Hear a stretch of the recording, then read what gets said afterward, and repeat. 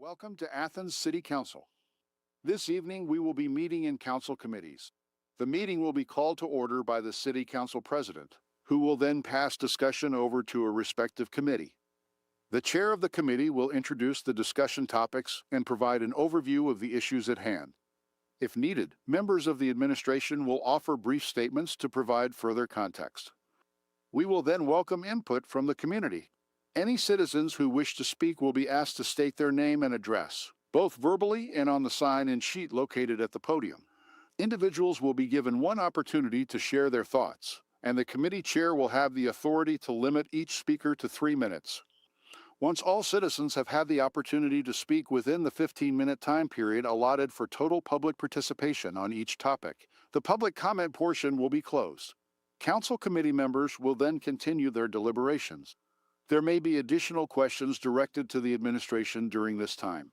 When the discussion on the topic concludes, the chair will indicate whether legislation will be introduced at the next regular session of council and move on to the next item on the agenda or adjourn the committee if their work is complete. The next committee chair will then call their committee to order, proceeding in the same manner as before. Once all committees have adjourned, City Council will conclude for the evening. Welcome to Athens City Council. This evening we will be meeting in council committees. The meeting will be called to order by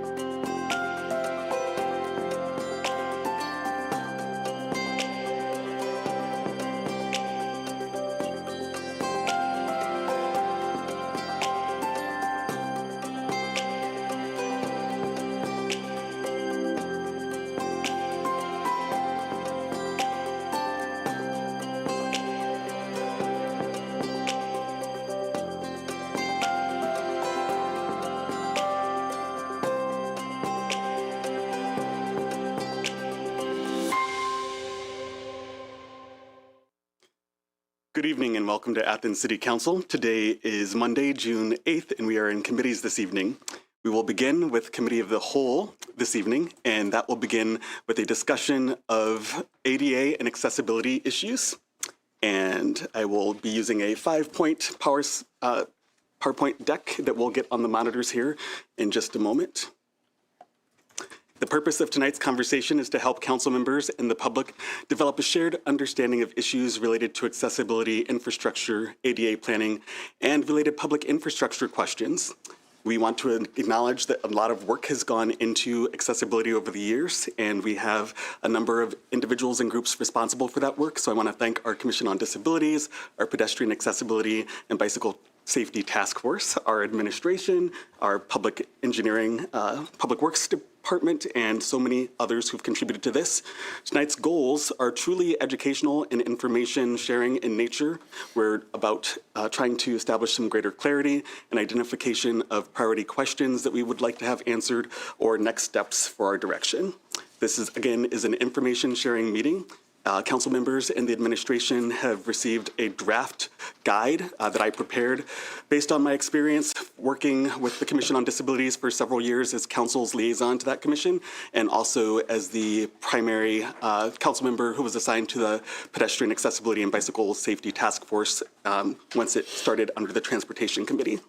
And I really want people to understand that this is a wide, systemic, and for many people, difficult, complex set of inputs to understand, but of course we have an administrative responsibility.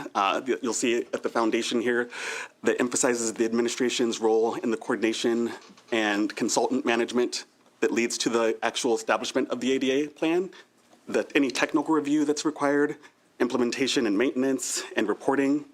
And meanwhile, the associated governance components relate to all of our committees, including transportation, which handles transportation policy, project and funding implications. Under planning and development, we have implications for planning context, design, and public space implications. Finance and personnel connects with this work through funding, contracts, and staffing, as well as budget and capacity implications.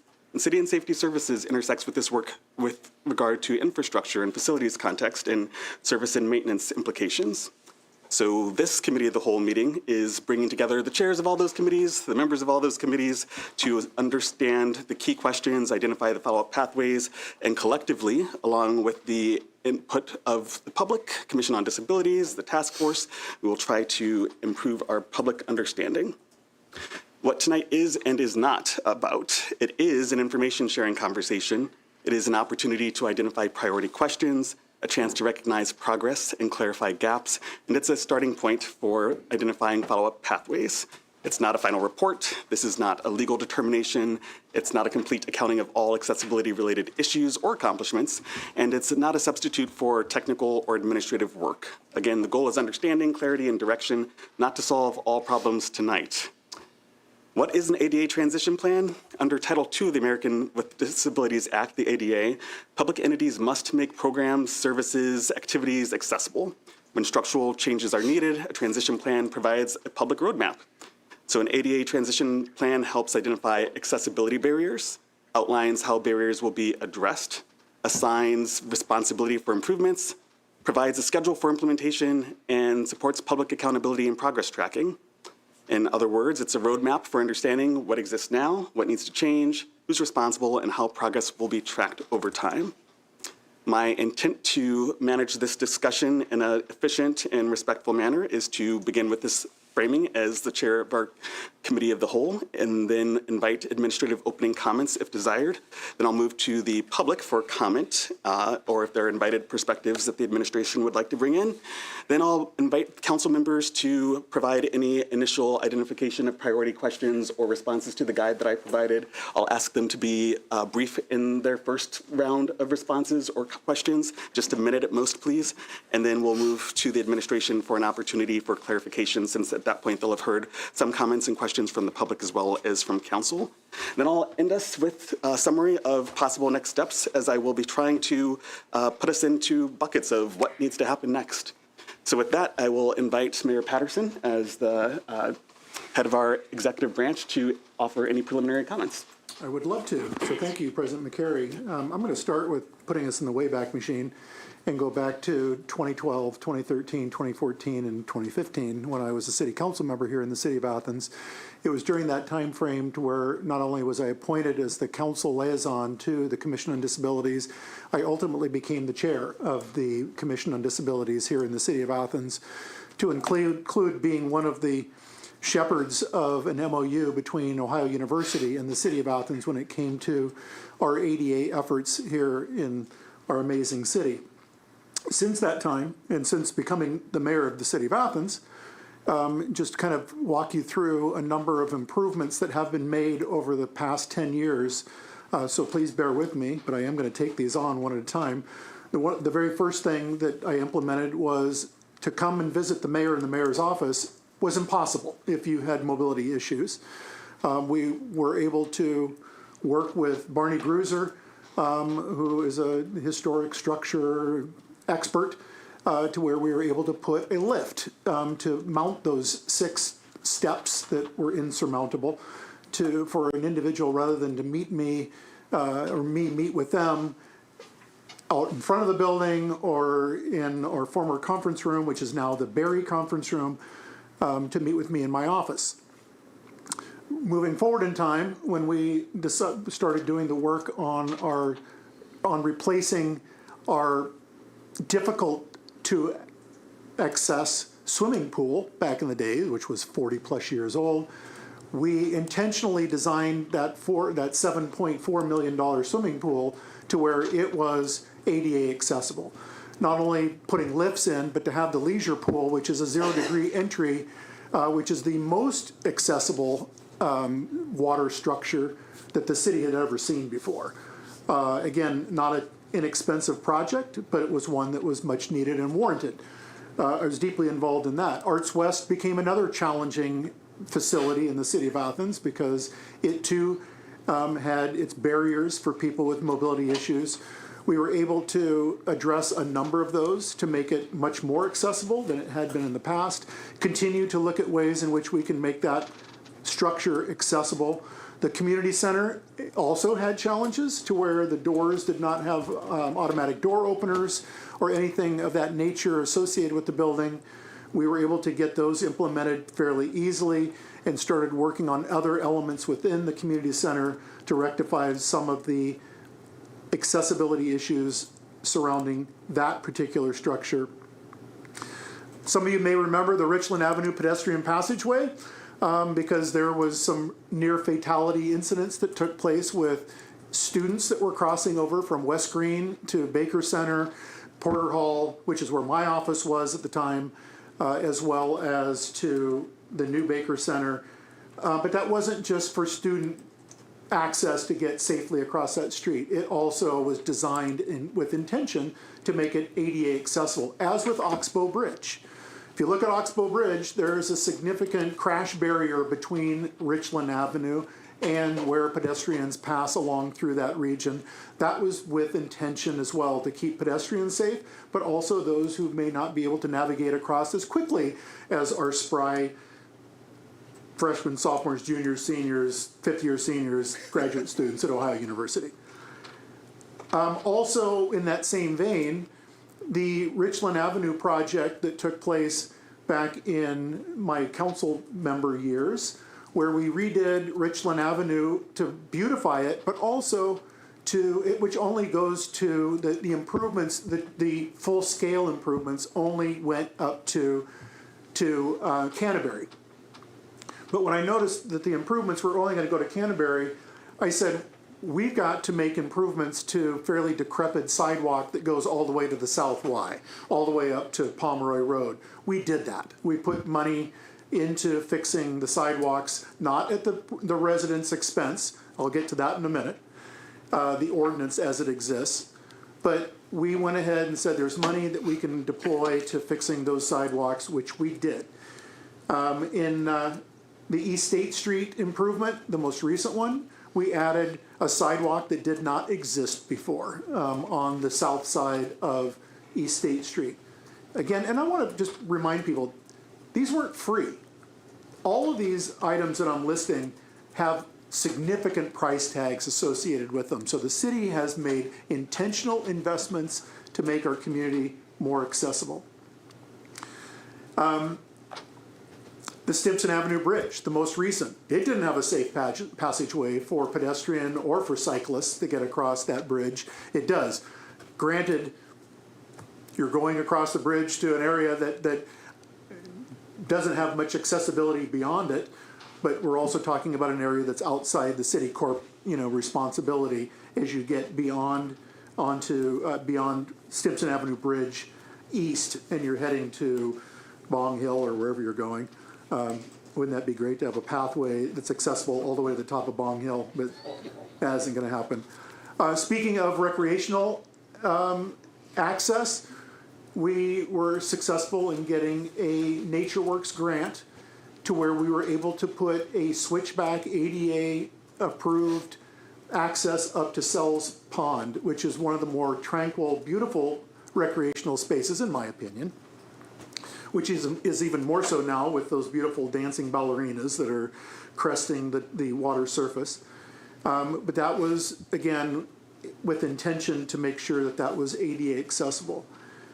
North 1804 Way, to improve the sidewalk down in that region all the way to Mill Street and to South Green Drive was something that we did with intention to make sure that was a new sidewalk that was much improvement to that particular region. Mind you, the fire station headquarters, a $13 million plus project by design, has many ADA accessibility elements within that particular structure. So I would contend that $13 million investment by you, City Council, and by the citizens of Athens with the bond that is in place with that particular structure has allowed for that to be a much accessible structure with its ADA improvements to include an elevator. Elevators, by the way, are an extremely expensive element within any structure, which was probably the highest price tag that went into the Armory improvements. But it's in the Armory as an improvement, as well as the at-grade entrance off of Armory Drive. Again, all by design to make sure that we were making elements as the city has improved them or repurpose those into areas that are ADA accessible.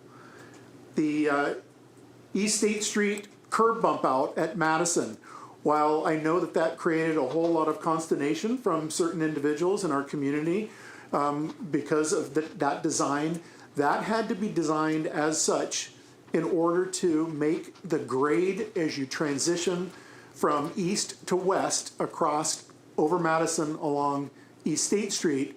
The only way that could be done was to put those bump outs in there to where we could put a more level crossing that fits ADA requirements to transition that particular sidewalk. We all know that we put 1.1, actually we put more than that, $1 million into curb ramp improvements throughout the city last year. And I give a lot of credit to Sully Alabaja, our director at the time of Engineering and Public Works, to make sure that we were able to disperse that throughout the city to get those improvements in place as we continue to do improvements. Are we perfect as a community? No. Are we perfect as a government? And I include council in that perfectness, if that's a word. More perfect? We are not. We have a lot that we have yet to do as a community. It takes a community to get this work done. I think to have volunteers helping with our ADA transition plan, with doing the inventory of said structures throughout the city is vitally important as we continue the work on our ADA transition plan with Sunday Creek Horizons. I don't know if I mentioned this, and I apologize if I already did. The West State Street ball fields, restroom improvements. I've had people sit there and say, those bathrooms that you've built are large enough to house people in as micro estates.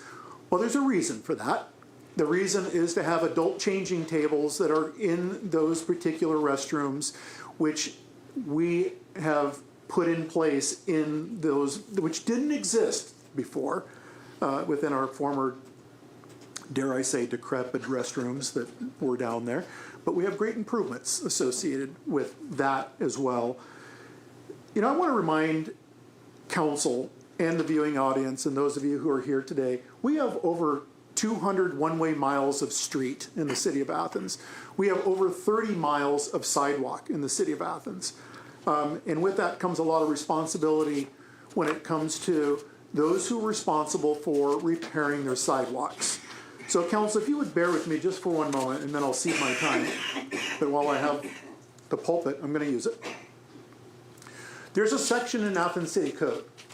And that section in Athens City Code, it's section 9.12.20. Abutting property owners to keep sidewalks in repair and free of nuisance. Two sections. Section A. The owners or occupants of abutting lots and land shall keep the sidewalks in repair and free of nuisance. In repair and free of nuisance. Section B. Whomever violates this section, upon conviction, shall be fined not more than $50, semicolon. Each day the violation continues may be considered a separate offense. I am now kind of laying this out there as fair warning to everyone in the city of Athens that sidewalk is impassable, meaning that your sidewalk has heaved up by more than ½ an inch above what is ADA approved or acceptable. That includes, by and large, the Uptown Historic Overlay here in Athens, that we will be enforcing this. I was just talking with our Director of Code Enforcement 2 hours ago and said, this is what we're doing moving forward, is that we will issue warning. We will give reasonable amount of time to make corrective actions, to include, if that means replacing a section of your sidewalk. And if non-compliant, this will absolutely be going into place to where you're going to start getting a $50 fine every single day until you get that repaired. Council, this is your code. It's my responsibility to uphold the codes of council, of the city. I have heard the Commission on Disabilities, not just heard, I have listened to the Commission on Disabilities. I understand their frustration. Just last week, I instructed our street crews to make corrective action, albeit temporary, but it's a corrective action at the intersection of State and Court Street, in particular in front of Dale's BP. I encourage council to go down and take a look at it to where they've pulled, and Tim, you're gonna hate hearing this, Tim Traxler, because I know Tim and I appreciate the work that he has done along with the Historic Preservation Commission. But temporarily, we have removed some of the brick from that intersection and put in asphalt because it's the only way that we could, at this point in time, effectively correct a impassable section of that crossing to get over to the west side of Court Street. I've also instructed Kurt Mail, the lead of our street crews, to also put this epoxy vinyl into some other areas at the curb ramp that need to be corrected.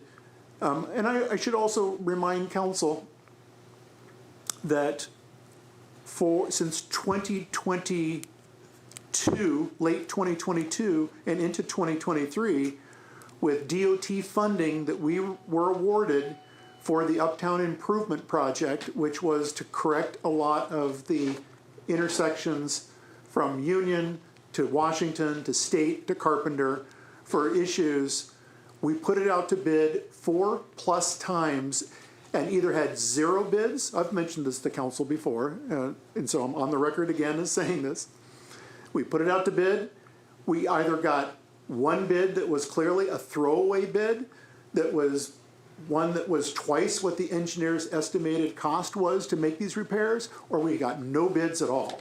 We finally got to the point where DOT said, you know, we can't continue to give you extra years to do this because of budgetary, requirements on their end. We understood that.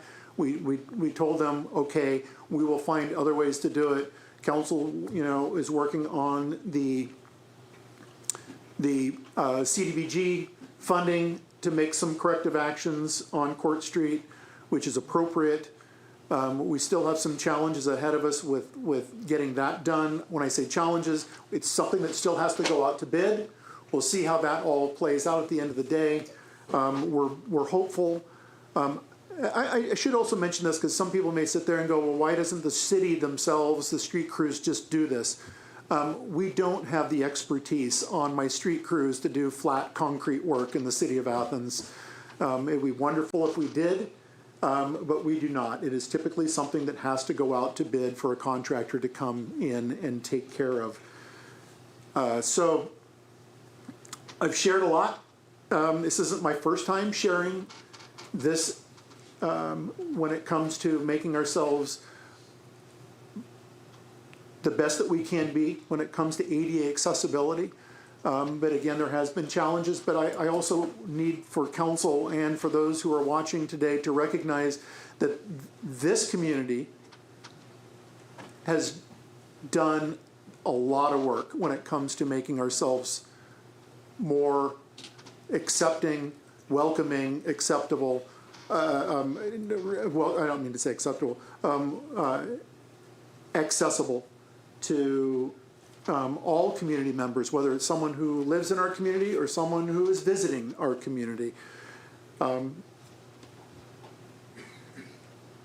I'll stop there and allow anyone who's here today to make comment if they choose to, or ask me further questions, or counsel. Thank you. I'll ask our government channel staff just to put a slide back on the screen from my computer just to refresh our memory on the discussion flow. And I want to affirm what the mayor has already shared that gives us some information that we can add to the list of things that the city has already accomplished with regard to accessibility. We can add those to the guide that I circulated to council members and to the administration. We also heard already an administrative update about sidewalks and code enforcement. And that might even raise questions for council members about about the policy that we have on the books, as the mayor indicated, about charging folks $50. And if that's going to be something that we're newly enforcing, then I think we'll probably want to have some discussion about that. But for now, I'd like to turn to the public, and we'll only be able to allow 3 minutes per person at most. But if you would please, if you have a comment or question, especially something that you would like to have confirmed, or you'd suggest that we follow up on, or that we request an update from the administration at a later date, please feel free to approach the podium. We'll ask you to share your name and address, at least put that on the sign-in sheet for us. And do we have anyone who'd be willing to start us out? All right. As Mr. Trexler approaches the podium, I will remind you that the 3-minute timer will be displayed with a red mark when you have 30 seconds left. But thank you for introducing yourself. Let us know if you're just representing yourself or an organization, and then your 3 minutes will begin. I'm currently representing myself, although I do meet with other members of the community in my normal life here in this community. Would you remind us of your name, please? Pardon me? My name is Timothy Traxler, Hooper Ridge Road, Millfield, Ohio. Thank you. I'm a 60-year resident of the Athens community. I used to live in the city. I do not any longer, but like many people who live beyond the city limits, consider Athens, Ohio, our hometown. My concern, I heard that we were going to talk about streets or sidewalks or something today at this meeting. And so I was alerted that bricks might be on the agenda. And in the past, I've supplied the city council with documents and photographs and information regarding using brick for crosswalks. And I've been in construction for 55 years. I've worked a lot with brick and concrete and everything else.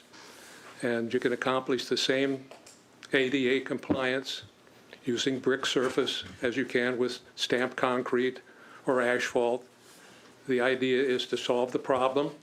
And when it comes to Athens, who takes pride in its brick history and it's the essence of Athens, the character of Athens, that's kind of intertwined with brick. The university takes pride, and it's brick. We have Bounty on the bricks, we have Boogie on the bricks, and so on. So bricks is a kind of a staple identity for this community, and I think that it's worth discussing ways to construct crosswalks that are ADA compliant. It's been done on High Street right in front of the state capitol building. They're beautiful, and if it comes down to the kind of brick, there's nothing stating that some more modern version of a paver could be used in the crosswalk areas to make it maybe easier, because because the old Athens block brick are a little rounded on the corners. But brick should remain a part of what makes this community and why people actually come to stay here and live in here and contribute. My hats are off to the ADA committees that I've met with, and I certainly applaud Mayor Patterson's efforts to make Athens ADA compliant. I just recently had total knee replacement surgery, so me looking for a handicapped parking spot is, in other words, you get to know at some point where handicap accessibility is really important to all of our lives. So I'm not opposed to at all. The second thing I'd like to say is whatever I'm saying, I'm not saying on my own. There are people who I know in this community who feel quite similarly. And if we were invited to be a part of the discussion of how to think about how to address ADA compliance using brick on our streets and intersections. We'll have to stop you there, but I do appreciate what you've shared, and it points out something that's highlighted in the guide about a potential value conflict, or at least tension between historic preservation and accessibility. You've managed to acknowledge that both are very important, and we appreciate that. Oh, yeah, very We'll much. make sure that we include the Historic Preservation Commission and other relevant folks in future conversations, but we need to move on to the next person for time's sake. Okay, Thank you so much. thank you. If we could have the next person approach the podium. Thank you. We'll have you introduce yourself with your name. Let us know if you're representing just yourself or an organization. And then there's a sign-in sheet there for you as well. Hi, I'm Michelle Hahn. I live at 774 West Union Street, which is within the city limits of the city of Athens. Oops, sorry. Go ahead, sign in, and then we'll start your time. I just had dinner uptown at Kane's, and so I did the Barnes dance across Court Street and Union. And I had to laugh because this is a really good example of a really great way to take the opportunity to think first about accessibility. When you're doing projects like repainting the lines on the street, and then the one crosswalk goes straight up to the curb, the other one goes to the brand new low-stroke corner that the truncated domes are going the wrong direction.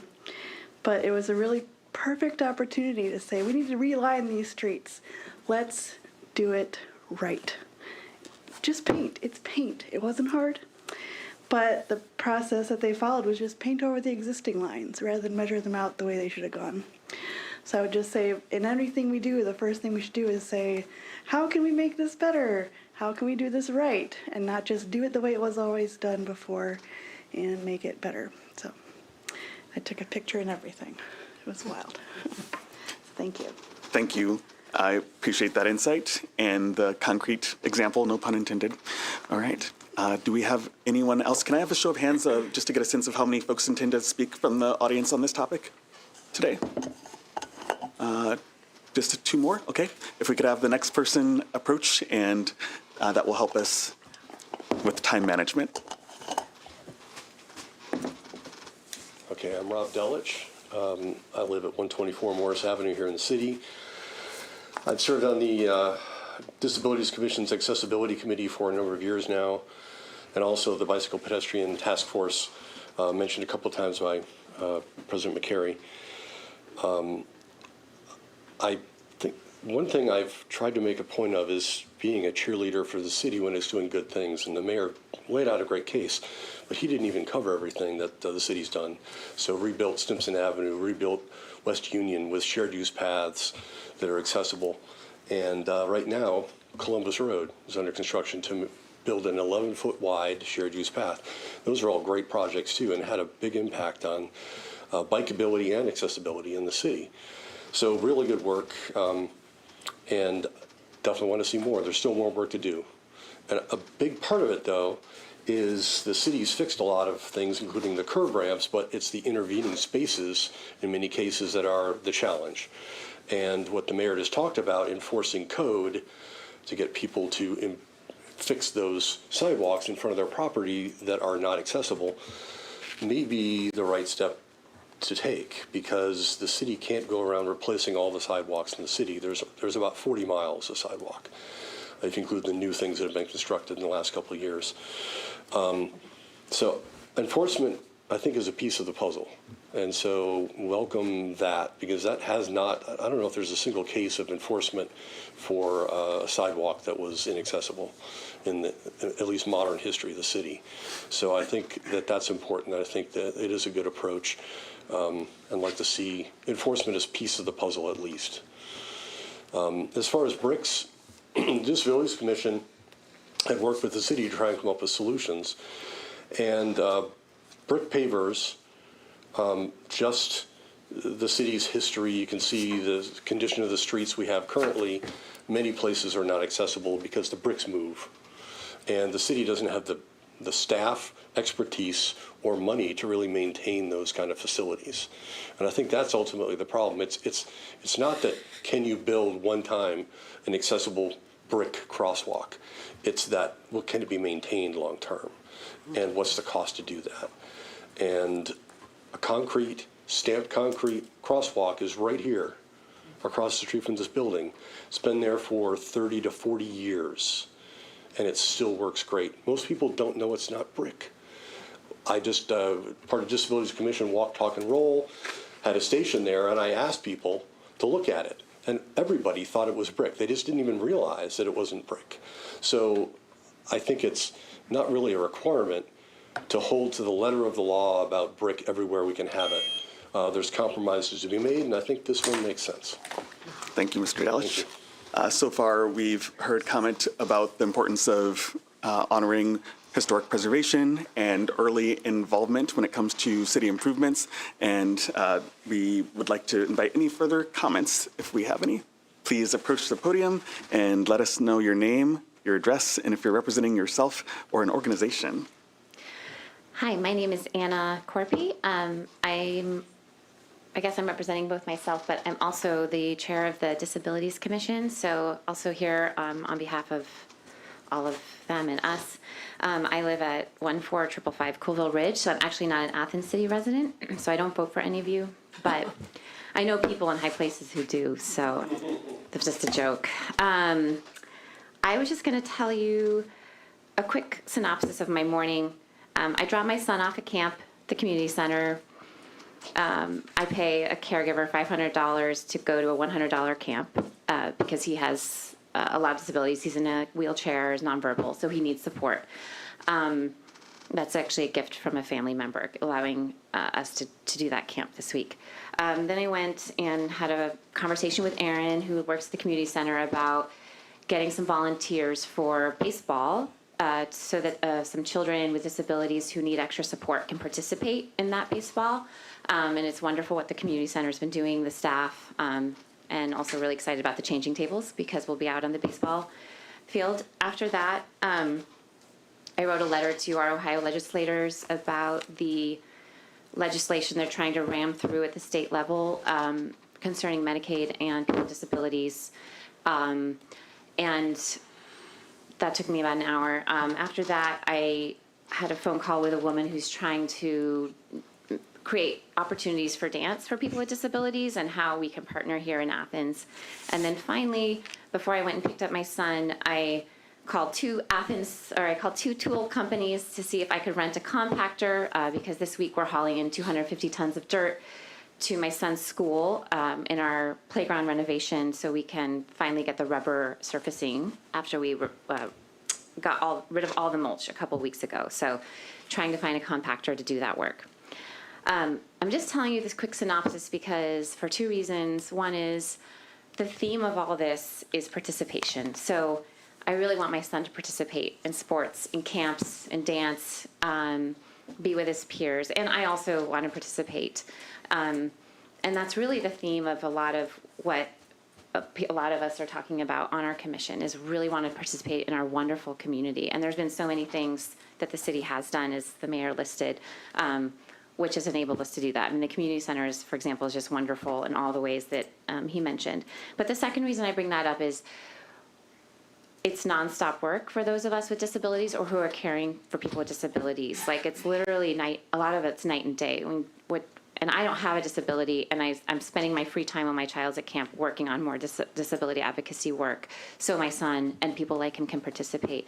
And likewise, Davey, who was here last week, and he has a disability and has a lot more to struggle with than I do in terms of health when dealing with those things. And I'm saying all that because I think at the end of the day, we want everyone to care, and we can't do it alone. And the city has helped us in so many ways. And I know there's so many community members who have strong opinions about things, and the messaging or the communication style or the bandwidth or the energy might be hard for people to hear, or it might bristle.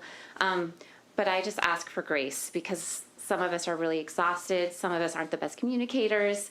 And so my message is just, I hope I don't want us to ever shut doors and shut our conduits to city council members, to the mayor, to the employees of the city. And I want to keep that door open and know that there's been so much wonderful work and we have still so much work to do.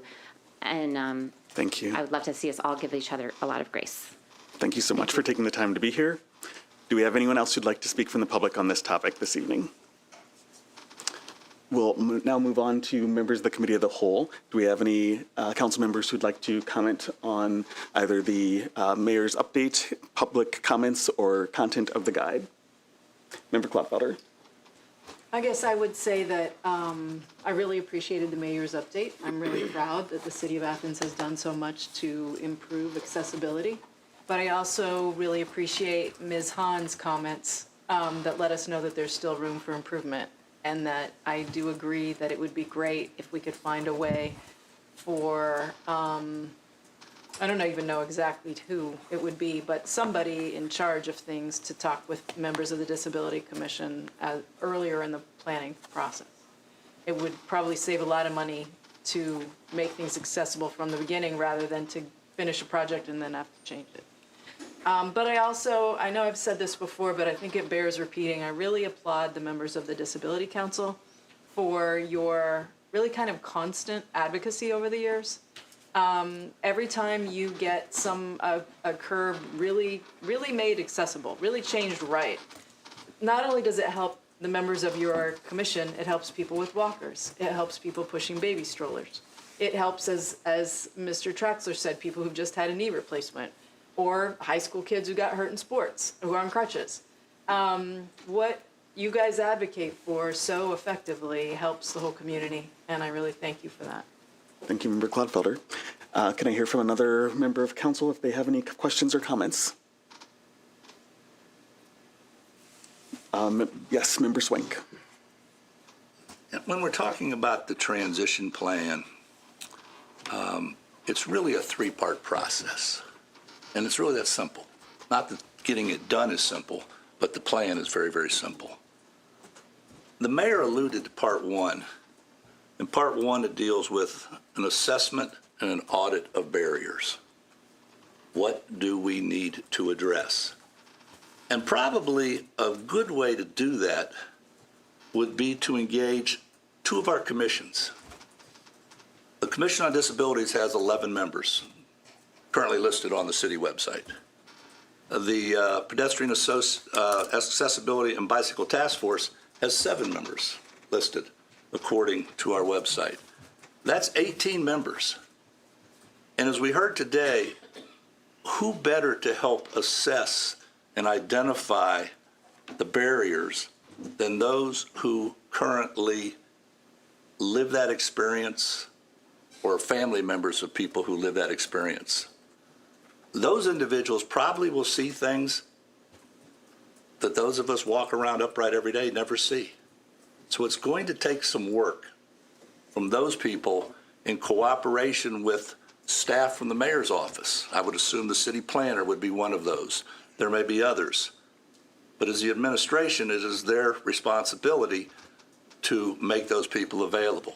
Those two groups, those commissions, 18 members, that's a lot of people, a lot of knowledge, and a lot of guidance.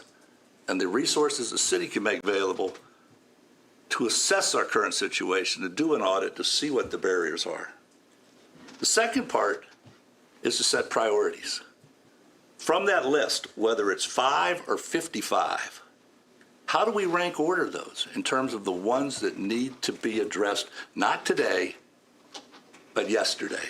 And we all know we can't go back, but anything that needed to be addressed yesterday, I would think would fall fairly high on that list of priorities.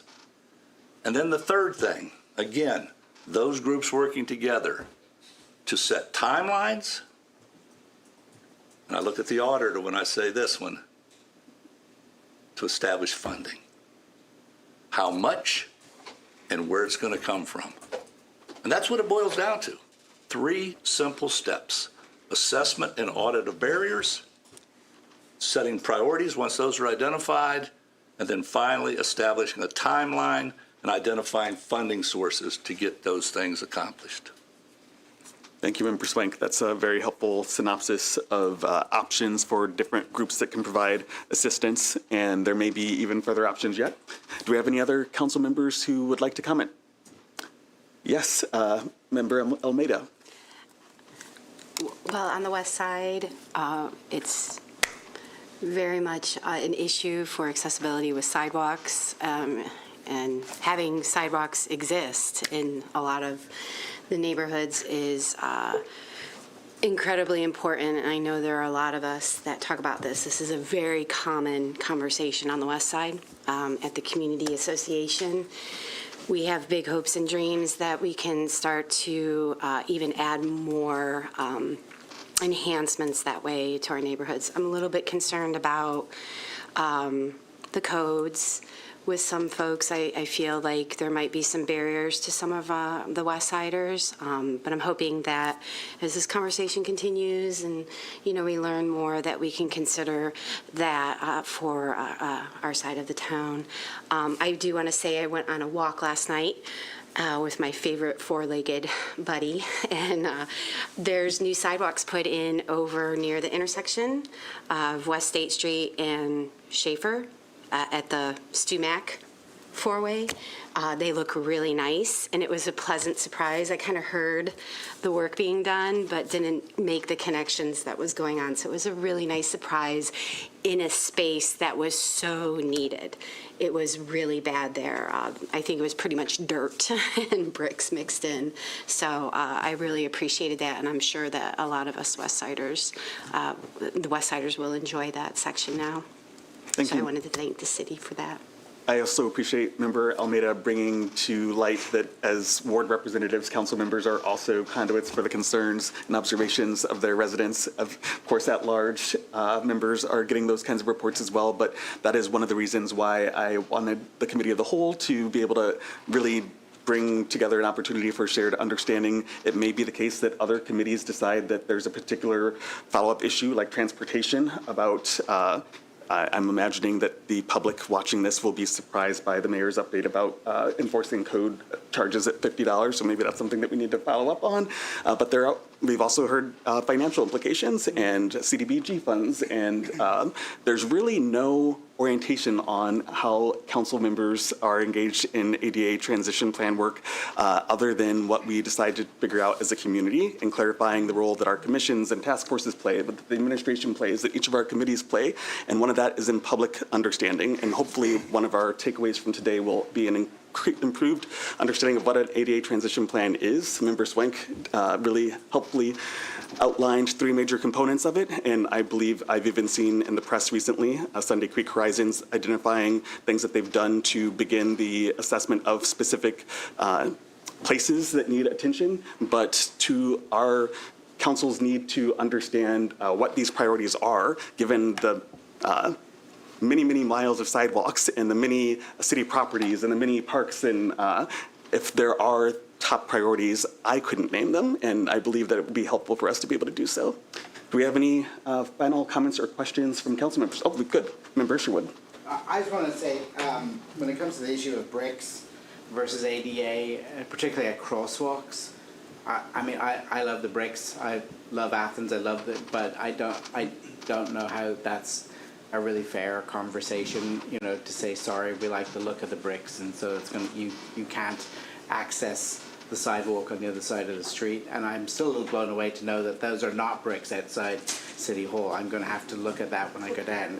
And so certainly we can maybe do both. I mean, we can preserve some of the bricks in parts of the city, but we can also do what's right by our make participation in uptown life available for everyone. I also want to applaud the plans to implement the sidewalk code enforcement. I think that, and I certainly think that particular code is something that we should take a look at. Are there aspects of that code that we want to address to make clearer and more easy for the city administration to enforce in terms of what is a reasonable time for people to make those repairs, what is the standards to which those things need to be repaired, and things like that. I'm certainly supportive of that. I also want to applaud the mayor as well for the temporary fixes that he was talking. No? It was our responsibility. Well, okay, but the city for taking on the where possible doing temporary fixes until the perfect solution can be put in place. The CDBG funds we'll hopefully vote on later tonight and get that in place so that crosswalk at State and Court Street can eventually be repaired and made ADA accessible, but we don't necessarily need to wait until those things can be funded in that way. We can maybe take a look at other parts of the city where we can provide, at the very least, better levels of accessibility. And you asked for grace, to give you grace. I would ask give us grace, and like we have, as the mayor just said, we have a responsibility to all of the members of our community to provide this, and so we appreciate that you are here and giving us the grace to try and come up with a plan to fix this for all of the members of our community. Thank you, Member Sherwood. Member Thomas. I mean, have been through these discussions before, so none of this is new, and we've had the BRICS talks, and I think my thoughts on that are known. Jumping on what Member Almeida had said, though, I imagine we'll have some residents, and I was thinking of the west side sidewalks, concerned about the code enforcement and the $50 a day. And given the number of renters we have in the city, that goes to the property owner or to the property resident? Property owner. Just want to make sure that's It's the owner. clarified. Now, if I may, what I would like to see is not to have that property owner then turn around and pass that on to the renter. Yes. Yeah. So I think that's a But part of the that's not- discussion. There's no controls in place for the city of Athens to sit there and say, you can't do this. I mean, that's a whole different conversation, but thank you, I appreciate that, that's. Yeah. I imagine it's- that was in it's to some the people's property minds. owner. Yeah. Thank you, Member Thomas. And Mayor Patterson, I think you've highlighted, when I combine your thoughts and comments with that of the Commission on Disabilities and the reports from the Pedestrian Accessibility and Bicycle Task Force, it seems like one of the obvious priority areas is sidewalks. It's just that that's very multifaceted. There are many sidewalks and there are many challenging ways to understand that they're not just this sidewalk's done, because it's about the curb ramps, it's about the crosswalk that it leads to, and it's about making sure that you can not just be on a sidewalk at one point, but actually get off of it and to where you need to go. So I think that this is definitely one area that we could understand, and we can already see where we're trying to channel some CDBG funds to address that. Do we have any final comments or questions from council on this topic? Sounds like, oh yes, Member Almeida? Speak again? Yes. To Member Isherwood, if you walk in front of the new sidewalk strip from Cider House to the corner, again, the opposite intersection on Schaefer and West State, where Beads and Things are, the houses there repaired the sidewalks, I think a couple of years ago, and they were very creative about kind of honoring the bricks. They put single bricks in to the cement, so there's creative ways to think about it and sort of maintain that sense of pride that a lot of us do have with our bricks in the city. So just wanted to throw that out I there. have it too. I love them, but Yeah, take a walk through there. It's Yeah. a really nice section of sidewalk.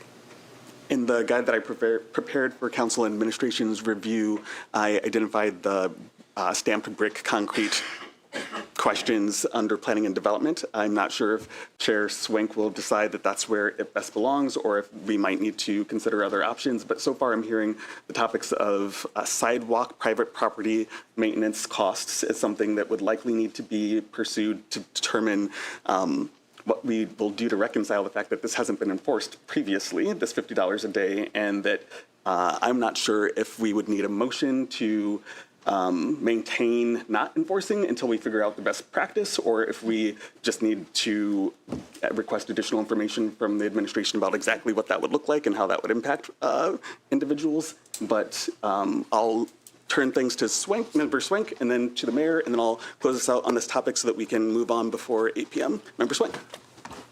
So that we don't do a willy-nilly approach to this, I'll go back to what I said earlier. Assessment of barriers and then priorities. Yes. Now, the sooner we can do that with the help of the two commissions I mentioned and the mayor's office, the quicker we can move on this. But I would hate to say, well, let's just do sidewalks and then let's do this and this. Let's get a plan in place. But I don't want to be sitting here in 2027 still having this conversation. So with Sunday Creek Horizons, and I'll defer to the mayor on this because I saw his hand was up too, the mayor on this, we have engaged them, their professional services, to help us through this process. So, and I don't mean to put you on the spot, sir, but perhaps you could outline a timeline where Sunday Creek Horizons, representatives from your office, representatives from the two commissions we mentioned, can get together, sit down at the table, and start this process with all parties participating, because this is going to take some work. Mr. Mayor.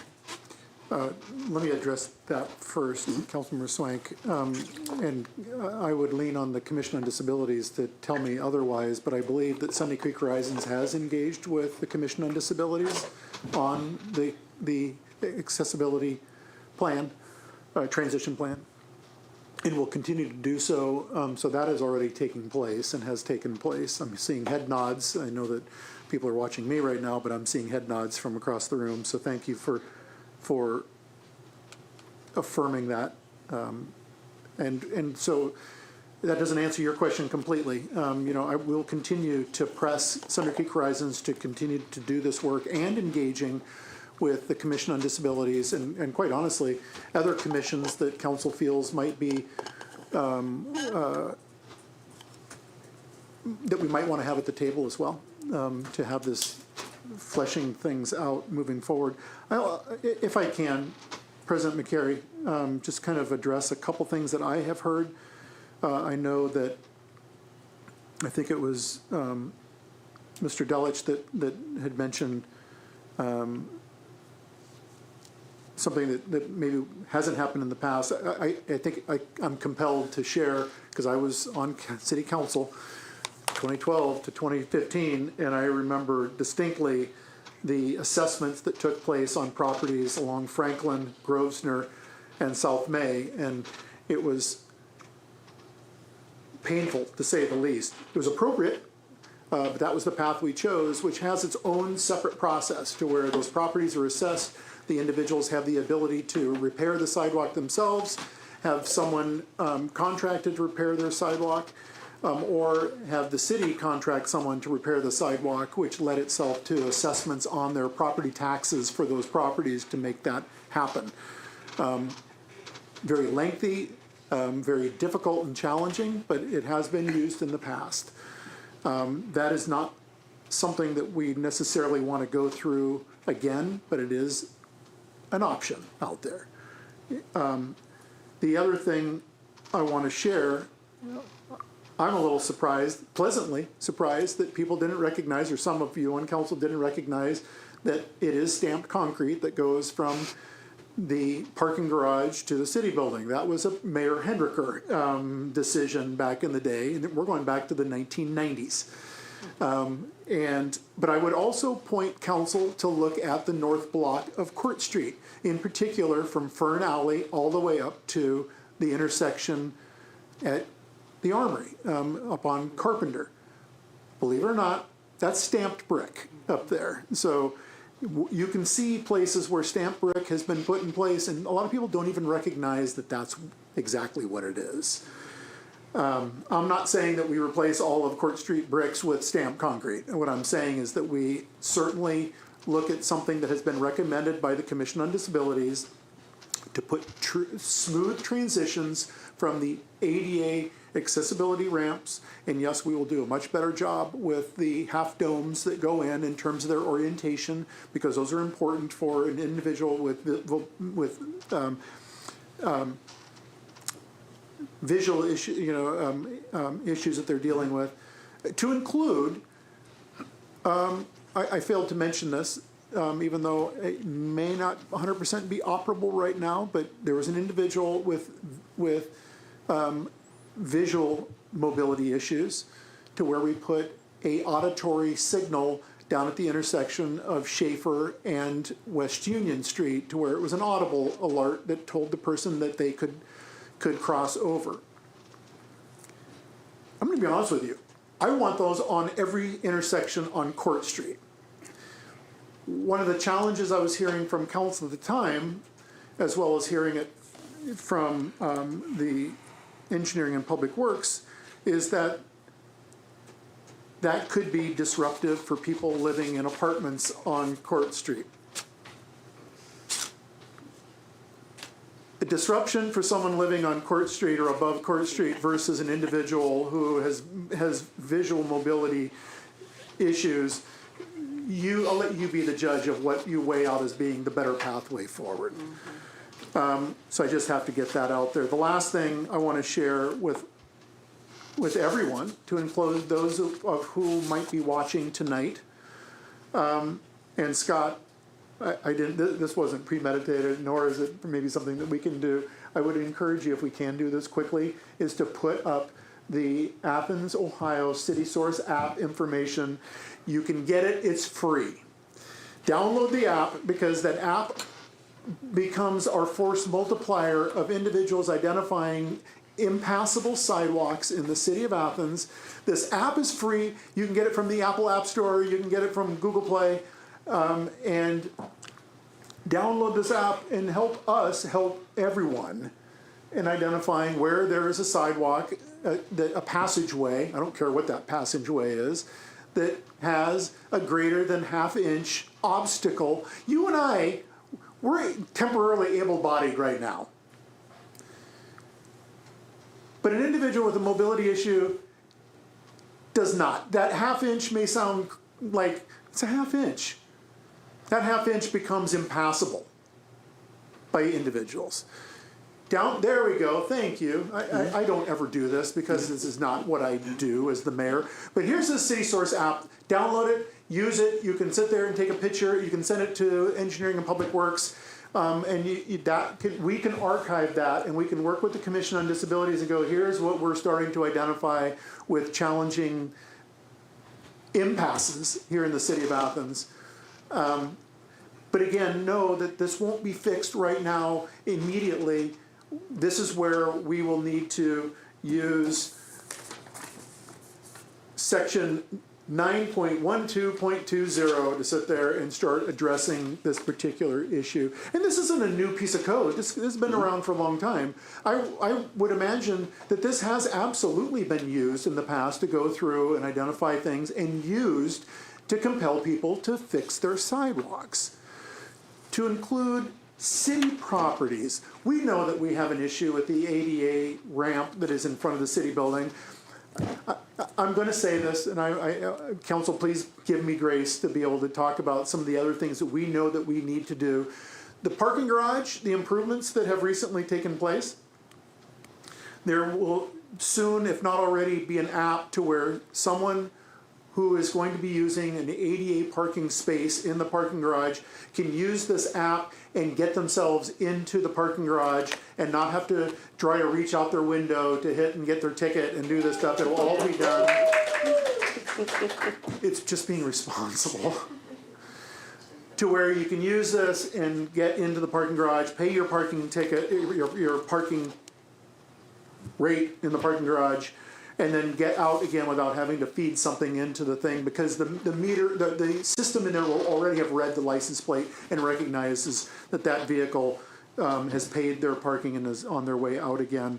But with this, the city building is 150 years old. I think we all recognize that. We've made many improvements to the city building over the course of the past 2 years. One more improvement that we have to make, we will be removing the flagpole in the center of that still not correct ramp that comes up from Washington Street up to the city building. We'll make some leveling repairs along there too. We are going to be putting 2 new flagpoles in front of the city building on each side of that access. So we're not taking down the flagpole and getting rid of it. We're putting new flagpoles up. But to remove something that's just sitting square in the middle of the ramp that comes up to the city building, again, there's yet to be corrective actions. I think those that were here, you were here tonight, you've said it, and I couldn't agree with you more, that this is one of those things, unfortunately, I view this related but very, very different in the world of the systems of racism that are out there. It's a long, long journey. When it comes to a city that's 230 years old, that it's a long, long journey to make repairs to becoming forever forward-thinking and accessible for everybody, that we're going to continue to do this work. It's not changing. You know, if anything, it is embracing where we've come from, acknowledging our foibles, moving forward, and making corrective actions to those foibles, as opposed to sitting there going, there's nothing we can do about it. There's always something we can do about it. And for our citizens of Athens who own properties, there is something you can do about it as well. Thank you, Mayor Patterson. I think that's a good note for us to end on. So we'll conclude that agenda item under Committee of the Whole, and I'll move us on to the next agenda item for Committee of the Whole, and that is Council Rule 13 regarding the public speaking and a proposed amendment. Rule 13 currently reads that when any person is about to address the council, he or she shall request permission from the President of Council. No debate, disrespect, or obscenities shall be tolerated. The President of Council shall rule any such individual out of order. And then importantly, citizens shall be permitted to speak only one time at each regular session of Council. This is something that Member Swank actually pointed out we have not been enforcing. It's been somewhat common understanding that members of the public have had the opportunity to comment on once per agenda item. And this clarifies that our current rule language would actually restrict that to once per time at a regular session meeting. So we have an opportunity to entertain any discussion or motions from council members to potentially suggest that we should maintain the current language of Rule 13 and enforce it, or to amend it to reflect the more recent practice of allowing members of the public to speak once per topic as opposed to once per meeting, or another amendment. I know Member Clodfelder also provided one option, but I will let any council member who'd like to begin the discussion do so. Member Thomas. I would move that we amend Council Rule 13 to add per agenda item at each regular session of council. Seconded. Okay, we have a motion and a second. We have discussion over the suggestion that we update or amend Rule 13 to allow for public comment during regular sessions once per topic, as opposed to the current language that allows you to speak only once per meeting. Any discussion? Member Wood? Process question. Yes. What's the appropriate process to add in the striking home address part? Did I miss a window for that, or is this? No, that's just for this particular discussion. We're just discussing. Oh wait, is that under Rule 13? Is that also under Rule 13? It is also. Okay, under Rule so then that would be appropriate to entertain under a separate motion. Okay. The current motion is just on the sentence: citizens shall be permitted to speak only one time at each regular session of council. Member Clodfelder? As I had shared in our city council email, I agree with that, but I think it would be prudent to have a bit of a safeguard on that. I've heard of city councils who've been overrun by certain groups who just derail the whole meeting because they speak over and over and over again and take up all the air in the room. And so one thing that I thought of as a safeguard that might be appropriate for our council is to say people can speak once per topic with the sort of the grace of the president of council, so that the city council president, if necessary, could shut down people who are trying to just derail the meeting and aren't actually there because they have something they honestly want to share. Thank you, Member Clodfelder. Member Sherwood, do you have a response? Yeah, and I understand, Member Clodfelter, where you're coming from, but there's already a limitation of 15 minutes per topic. So I think if we were to say, and we regularly have members of the community here tonight who get and talk about multiple items, and you know, doing a good city service, to say that they'd have to come and ask President McCary for permission to get up and speak, I think would be sort of suggesting that they are part of a problem rather than voicing their First Amendment rights and providing good feedback and information to the city. So I think the idea that we would try and limit the ability of people to come and speak to City Council, I don't think I'd like that. Member Clodfelder. I would just like to speak more precisely than perhaps I did before. I did not mean to suggest that anyone would have to ask the president of council to speak. I just think that the president of council should have a way to stop what's happening if people are trying to derail the meeting. None of you have done that. I love it when you guys speak. I want as many people who are legitimately from the city of Athens who want to share good ideas to speak. But if you can find things on YouTube about people who've totally taken over meetings so that the good people of a community don't have a chance to speak because they are just dominating all the time. And I wouldn't want that to ever happen here. And if the president has some ability to end discussion or tell someone he or she has spoken enough times or what have you. I just think it would be nice to have a built-in safeguard so that we never regret we don't have one. I want to check in with Clerk Walker here because I have a motion on the table to amend Council Rule 13 to allow members of the public to speak once per agenda topic, as opposed to the current language that is once per regular session. And we've had a second. We're in discussion, and Member Claude-Felder has pointed out possible different direction we could go in, where we could include some caveat that the president would be able to curtail people from speaking multiple times if that was deemed appropriate. This is a committee of the whole meeting, and we would typically make the formal change during a regular session under other business. Yes. But I would like to get a sense of which direction council would like to go in on this particular topic. So any further discussion? Member Swank. It's a shame that our parliamentarian isn't here today, because we are treading into parliamentary business. I was intrigued by Beth's suggestion, and it made me think, President McCary, if we were to do that, in other words, if someone were to approach the podium for a second or a third time, and we were to bestow upon you the discretion to allow them to speak or not, what would you use to determine who could, and I'd like to continue with this one after you've answered this question, what criteria would you use to determine whether or not that person could make their statement? I think my thought based on precedent would be to ask if they have new information to share on the topic. That's something that we've attempted to try and if you're just repeating someone's comments, that has been less important to prioritize than someone who has new information. So I think I might, before even allowing someone to come to the podium, ask if there are any folks who have not yet spoken, and if there are people who would like to speak for a second time who have new information to share.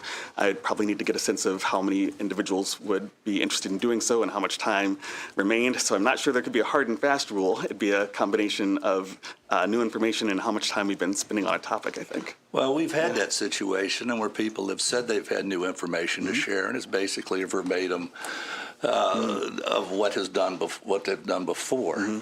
What I'm getting at here is, if we're not careful, and Lisa's not here to tell us this, and this is one reason I think we probably need to set this aside, is we get into a situation where you're judging, and if you're sitting over there, Jessica would be in the same position. You are being forced to make a judgment on content. Yes. And very easily people could come back and say, sir or ma'am, you're not being content neutral, and you are. And I see this as a real problem of giving that power. And I think Lisa would say, yeah, you're right. You're getting into murky area here. Let me say something. At our rules meeting last week, a work session. Can you, our rules session last week, it was apparent that most of the voting members of council in attendance would like to keep our procedures for public comment the same with a few minor tweaks. To that end, I've created a draft that I'm going to distribute here in a minute that combines rules 13 and 27, because they are the same rule, but there are conflicts within them, that recognizes concerns over privacy, which Michael Wood talked about, stating your home address, clarifies how often a member of the public can speak at each meeting, provides for possible extension of the 15-minute comment period, and preserves council's authority to regulate the total time allotted for public comment on a topic. So I prepared something for each of you, pass these down please, that addresses those three things. And it may or may not align with the motion that was made earlier, but I think it captures that motion and clarifies things. And this basically is what it reads. When any person is about to address the council, they shall request permission from the president of council. No debate, disrespect, or obscenity shall be tolerated. The president of council shall rule any such individual out of order. All of that is right what is in current Rule 13. Citizens shall be permitted to speak only one time per agenda item at each regular session of council. Again, I think the majority, no, most of the people in the room last week believe that was the case. Each speaker shall identify themselves by name.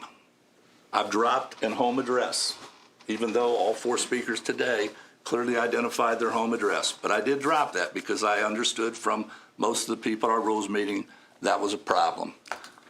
And acknowledge any paid or voluntary affiliation. Each speaker will be limited to a maximum of 3 minutes. What you're seeing in red now is not a change. This is drawn from Rule 27. In the event that more than one person wishes to speak on the same subject, a limitation of 15 minutes will be posed on the total amount of time allowed for public participation on that topic. The president, unless overruled by a majority vote of the members of council present, may extend the foregoing time limits relative to audience participation. Council members, other officials, administrative representatives shall not debate public speakers and shall only answer questions as directed by President of Council. This establishes how often a person can speak, once per topic. It deletes the need for stating your home address. It it continues the 15-minute period for speaking. It gives the president the right that he has now to extend that time, but it also preserves the right of council to say, no, we've heard it, it's time to move on. What this essentially does is address all those things that came up in our meeting and combines Rules 13 and 27 into one rule.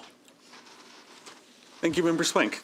With the addition of this newly proposed language for a potential amendment to Rule 13, and the fact that we've had at least a motion and a second for consideration of an amendment that would allow, at least for the component about speaking once per topic, I believe that it would be best for us to conclude this conversation and then have each of the options appear as option A, B, C, as we've done in past updates to rules, so that during our next regular session opportunity, not in a few minutes, not the special session, but that we would then have an opportunity for folks to, even between now and that time, provide additional options.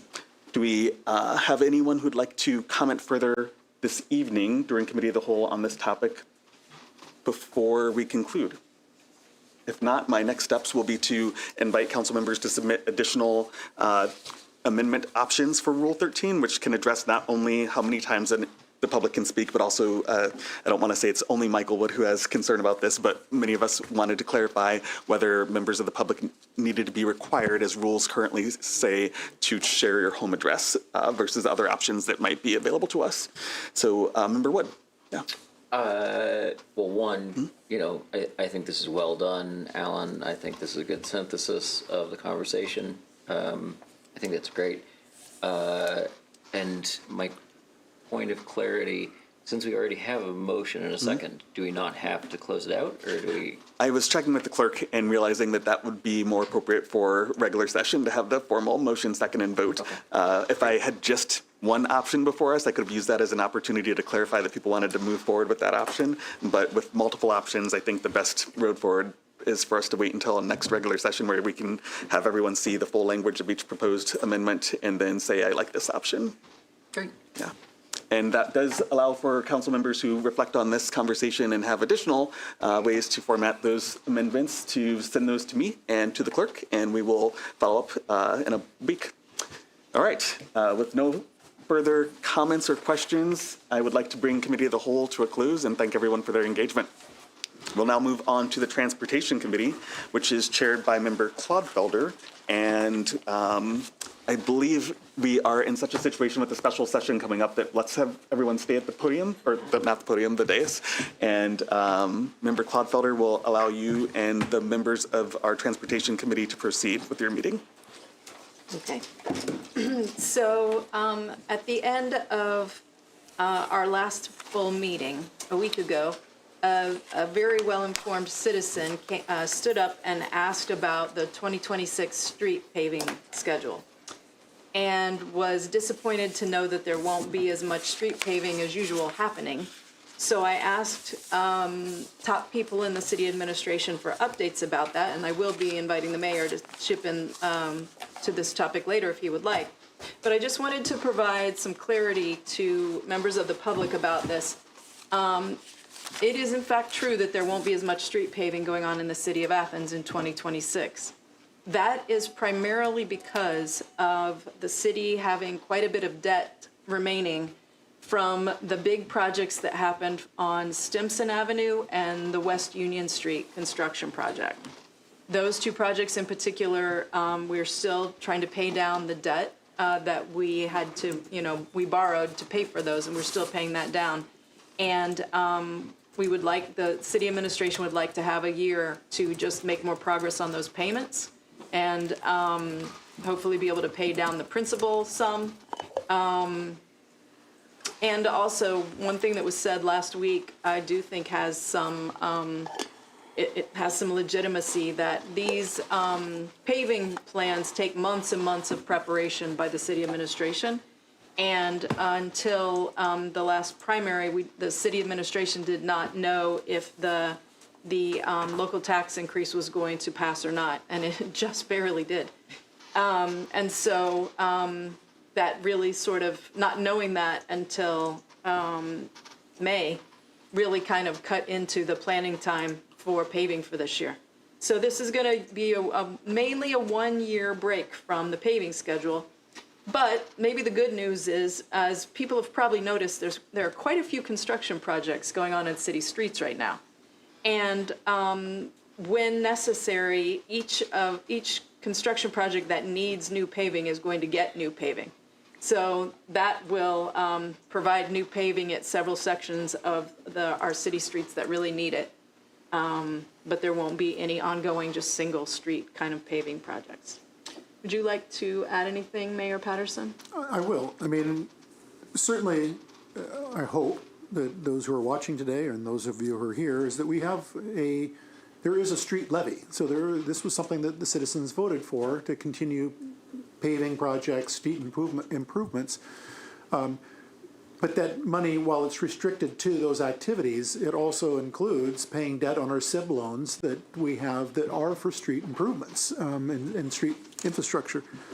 So we will continue to make the repairs that are necessary this year. If there's potholes that we identify, we will repair those potholes. There's not like we don't have any money at all to do street repairs. We will do street repairs.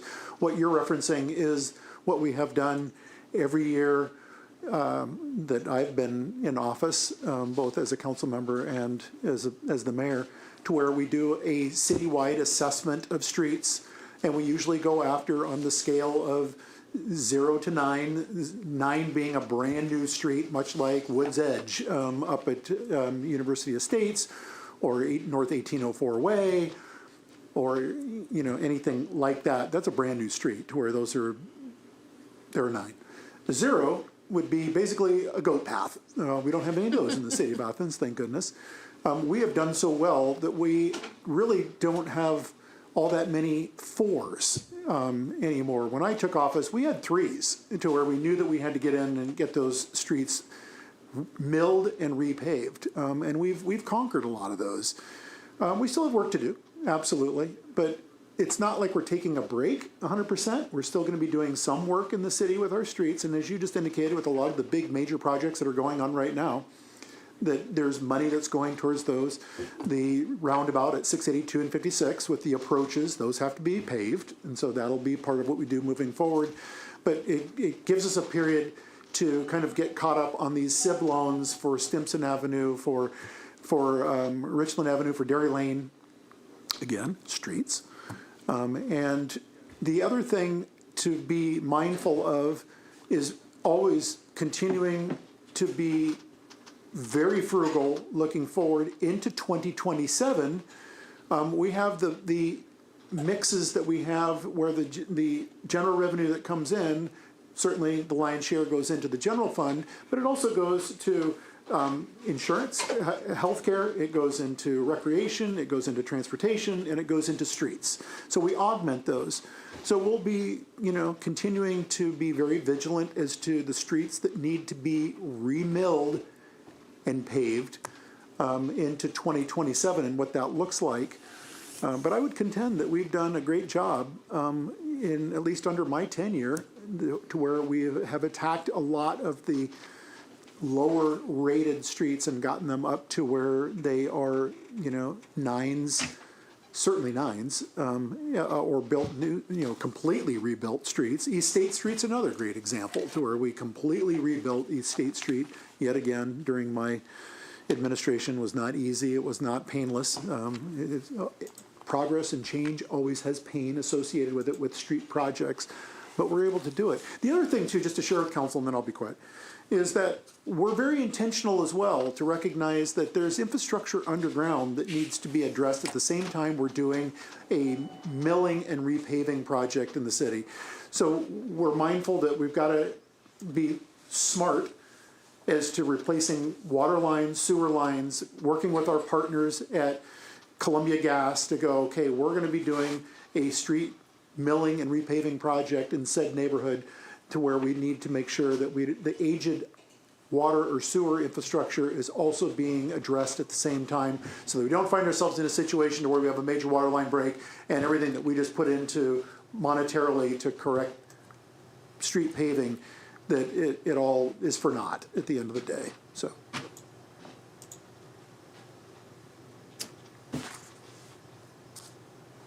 Members of the public who would like to speak to this issue of street repaving? Well, I would just like to thank you for the response, because the question has been, what is going on? And I think that once the public is informed and know what the situation is, it's very helpful. And of course, that equates to a lot of the transparency that citizens want. So thank you. Before you step away, would you mind introducing yourself, Mary Abel? I am so sorry. Nothing like screwing up right there at the Not beginning. at all, not at all. Mary Abel, Strathmore Boulevard. No, we appreciate you. Thank you so much.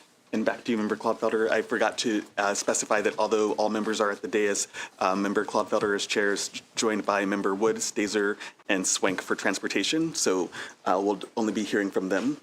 Okay, yes. Do any other members of the public care to comment on this issue? Okay. Do any other members of the committee care to comment on this topic? All right. Oh, and I'm sorry, Acting Auditor, did you want to say anything? Nope. Okay. All right. Then that concludes transportation. Do we have parking garage renovation project next? That is now in Finance and Thank you. Personnel. Great, thank you. Yep. All right, well, that concludes Transportation Committee, and we will move on to Finance and Personnel Committee, chaired by Member Jessica Thomas and joined by members Clodfelder, Stazer, and Wood. Thank you. We have several items on Finance and Personnel Committee, and a few came in today. The first one on the list that you'll see is $32,160 to the Parking Garage Fund to implement a Park and Go module, a Park Smart reservation module. I'll just do the background on this before I make the rounds on questions, because it just came in and there wasn't much to send out prior to that. This is separate from the parking garage project, and so that's why it's in this committee. It's a subscription. The Deputy Service Safety Director requested a quote for these items about a month ago, but has been waiting on it, or he would have had it to us sooner. What these are subscription features that add on to the parking garage. They do a variety of different tasks. The Park and Go setup, as the mayor mentioned earlier, would allow people to set up an account that would include their license plate and be able to enter and exit the parking garage and get charged through their account without the need to get a ticket or scan a QR code. And it would have a Park Smart reservation system that would allow, if you have a client, an attorney or somebody uptown that you would like to get in and out of the garage without them having to pay or deal with it, you can set it up on your own account and send them a QR code that they could use. So there's a variety of issues that this will help address, including some mobility issues. the cost on this, the 32,000, breaks down into 18,500 is a one-time cost for each Park and Go, Park Smart reservation, and then 4,600 for an implementation of the software. After that, there'll be 13,650 annually for Park and Go and Park Smart annual contracts for a 5-year contract.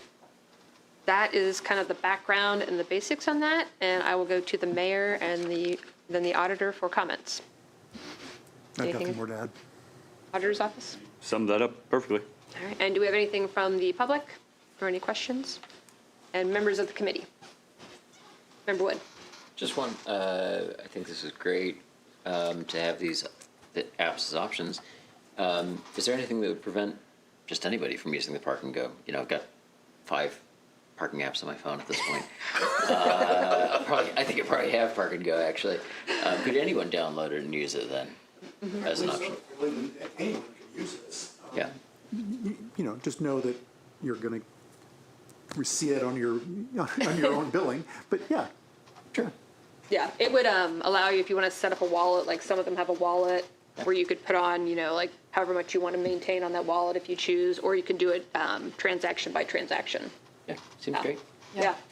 Any other questions, Member Cloudfeather? Not a question, but I think similarly to Member Wood, I think that a lot of people may prefer to be able to use their credit cards to set up an account rather than always getting a ticket and paying when they leave.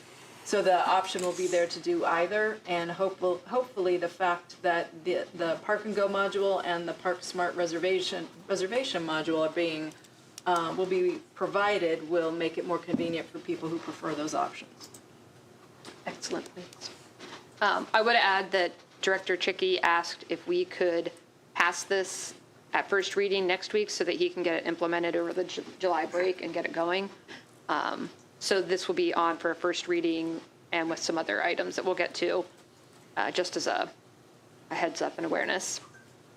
Does anyone have any problem with moving this forward or any objections? All right. Our next item on finance is $3,500 to General Fund Treasurer to purchase a new laptop. We can go and ask the auditor about this, but I don't believe any funds have been used out of the treasurer budget in the last several years, so it's probably time for a new laptop. But any comments from the administration and from the auditor? I would just say that just really, I never had a budget for anything when I was doing it. But once I moved out of my office downstairs and started using these nice new fast computers upstairs, I realized that Mr. Shore really does need an upgrade down there.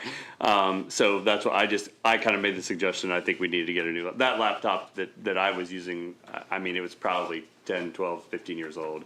And it still runs, but when you compare the two, it's very slow. So that's why I put this in and said, I think we need to upgrade his laptop.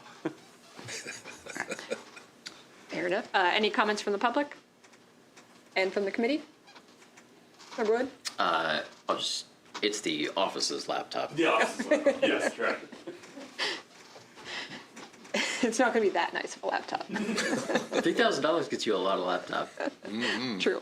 And that's just the maximum they can spend, so hopefully they'll do some budget shop. Less than that, but we wanted to make sure if there were any add-ons or anything that we needed to put in, you know, sometimes you get it and then you have to do a little more to it, so.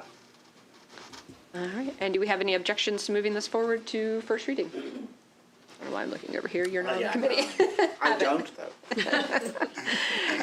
The third item under appropriations is $31,788.21 to sewer fund to replace money transferred to cover the cost of a property tax bill for the wastewater treatment plant.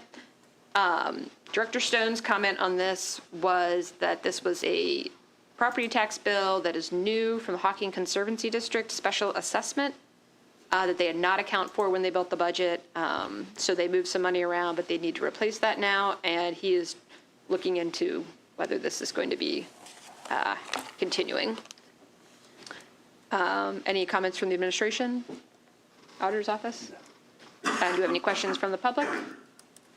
And anything from the committee? Member Cloudfelder? I would just appreciate clarification of your very last comment there. Did you maybe I misunderstood, but did Andy Stone think this might be an annual expense? Well, I don't have much on it right now. He just said it was substantial and that it's new, and he's not really maybe sure on how they came to this amount. So he is just looking into that, so we'll know for future budgets if this will continue to occur. Okay. From the mayor? Yes, to that question, we're looking into the assessment that was made on the properties as to whether it's something that we can address or challenge moving forward. Okay. But at this point, it's the bill that we have and we have to pay it. Actually, truthfully, it's already been paid. Truthfully, it's already paid. Yeah, we already There paid you the have it. property tax. So. Even with that laptop? Anything else from the committee? And do we have any objections to moving this forward? Not if it's already paid. Yeah. You can pretend. Last, we have some then and nows. There's one listed and we had 2 additional that came today that I sent out quickly in an email, but I'll have more now. We have a then and now for $14,300 to Aquafinity for a leisure pool pipe repair for the city pool. I don't really have a whole lot of more information on that other than it has to get paid. Anything from the mayor on that? No, just that you said, that was one of the things that certainly had Director Catherine and Jordan worried, nervous, was an issue that was identified earlier on the leisure pool, but this repair has corrected that to where we were able to successfully open a Memorial Day weekend. And so it's just paying that bill. All right. Anything from the auditor's office? I mean, I can speak to the other 2 that are coming up since I kind of threw them at you late this afternoon. Again, the pool repair was one. We basically have another one that's going to be the Darrell Norris greenhouses. This is going to be for all the flowers that you see on Court Street. And then iWorks Systems is for software that multiple departments use iWorks in there. To remind council, the then and nows are just our invoices that have come in. Like I put notes on this, we have an invoice that's come in at the very end of May, but the PO just didn't get created till a day or two later. And some of these are just, you think you have all the POs in the system that you need, that they're all in place, and then you get something and realize, shoot, we missed one. And that's like the greenhouses would be a good example of that, of where we just thought it was in place. Same thing with the iWork. The pool repair would be one, obviously, you don't know when the pool's you're not planning on the pool breaking. But when water starts leaking, you got to get it fixed. So you hire somebody, you pay them, and then you have to figure out. Then you have to put the PO in place. And again, just by the state rules, we just need to say this was done properly. Do you have any questions from the public? And from committee? Just because I didn't have the exact amounts when I sent out the email. iWork is for $6,000, and the Athens in Bloom is for $5,133.50. And do we have any other questions from the committee? And do we have any objections to moving these 3 then and nows forward? All right, and that will end finance and personnel. Thank you. I believe that concludes our committees for the evening, and that will bring those to a close at 8:38 p.m. And now we'll move into special session of council beginning at 8:39 p.m. on Monday, June 8th, 2026. And we have first up for, we need to do quorum. We have all members of council present, and now we'll move into ordinances for third reading. Ordinance 45-26, an ordinance designating Lasher Hall located at 43 West Union Street as a local historic landmark. Introduced by Councilmember Swank. I visited this property this week, toured it, and I can attest to the fact that it is old and it is historic. Interesting building. I would move the council pass 45-26. Second. We have a motion and a second. Any discussion? From council? From the administration? From members of the public or other elected officials? All right, seeing no further discussion, all in favor of adopting ordinance 45-26, say aye. Aye. Any opposed, say nay. Ordinance 45-26 has been unanimously approved. Next, we have ordinance 46-26, an ordinance amending ordinance 36-24, the Athens Uptown Designated Outdoor Refreshment Area, known as DORA, expansion and hours of operation, and declaring an emergency, introduced by Councilmember Swink. This ordinance primarily involves the expansion of the DORA and the on the west side, down around the Cider House and other associated businesses, and connecting with the existing DORA over on West Union Street. I would move that council pass 04626 this evening. Second. We have a motion and a second. Any discussion from members of council? From the administration? Other elected officials, and to the public? Please introduce yourself and let us know if you're representing yourself or an organization. Rob Delich, Morris Avenue here in the city, representing myself. Quick question. When, if this is approved tonight, when does it take effect that it would expand the DORA area to the west side? When, I'm not sure what the timeline is on. Is it next year, or is it start in 30 days, or do we have an answer to that? Is it 30 days? Mr. Mayor? Okay. I think we sign this tonight, and then 30 days from then it goes into effect. Is that, if that's correct? Emergency clause of some type. Right, I okay. would recommend that, just pass. Member Thomas, did you have a response? It does say declaring an emergency. Yes. Yeah. Oh, it does. I mean, we'd have to get signs up and do all of that, but I don't know how that part works, but yeah, it does have an emergency clause in it. Once the mayor signs. All right. So we have a motion and a second. Any additional comment? We've heard from administration, other elected officials, members of the public. All right. All in favor of approving ordinance 47-26 indicate so by saying aye. Aye. Any opposed, say nay. Nay, but I think we were on That was 46. Yeah, we were at 46. Apologies. Thank you. Let's restart that vote. Ordinance 46-26, amending 36-24, the Athens Uptown Designated Outdoor Refreshment Area, expansion and hours of operation. All in favor of approving this ordinance 46-26, say aye. Aye. Any opposed, say nay. All right. 46-26 has now been approved unanimously.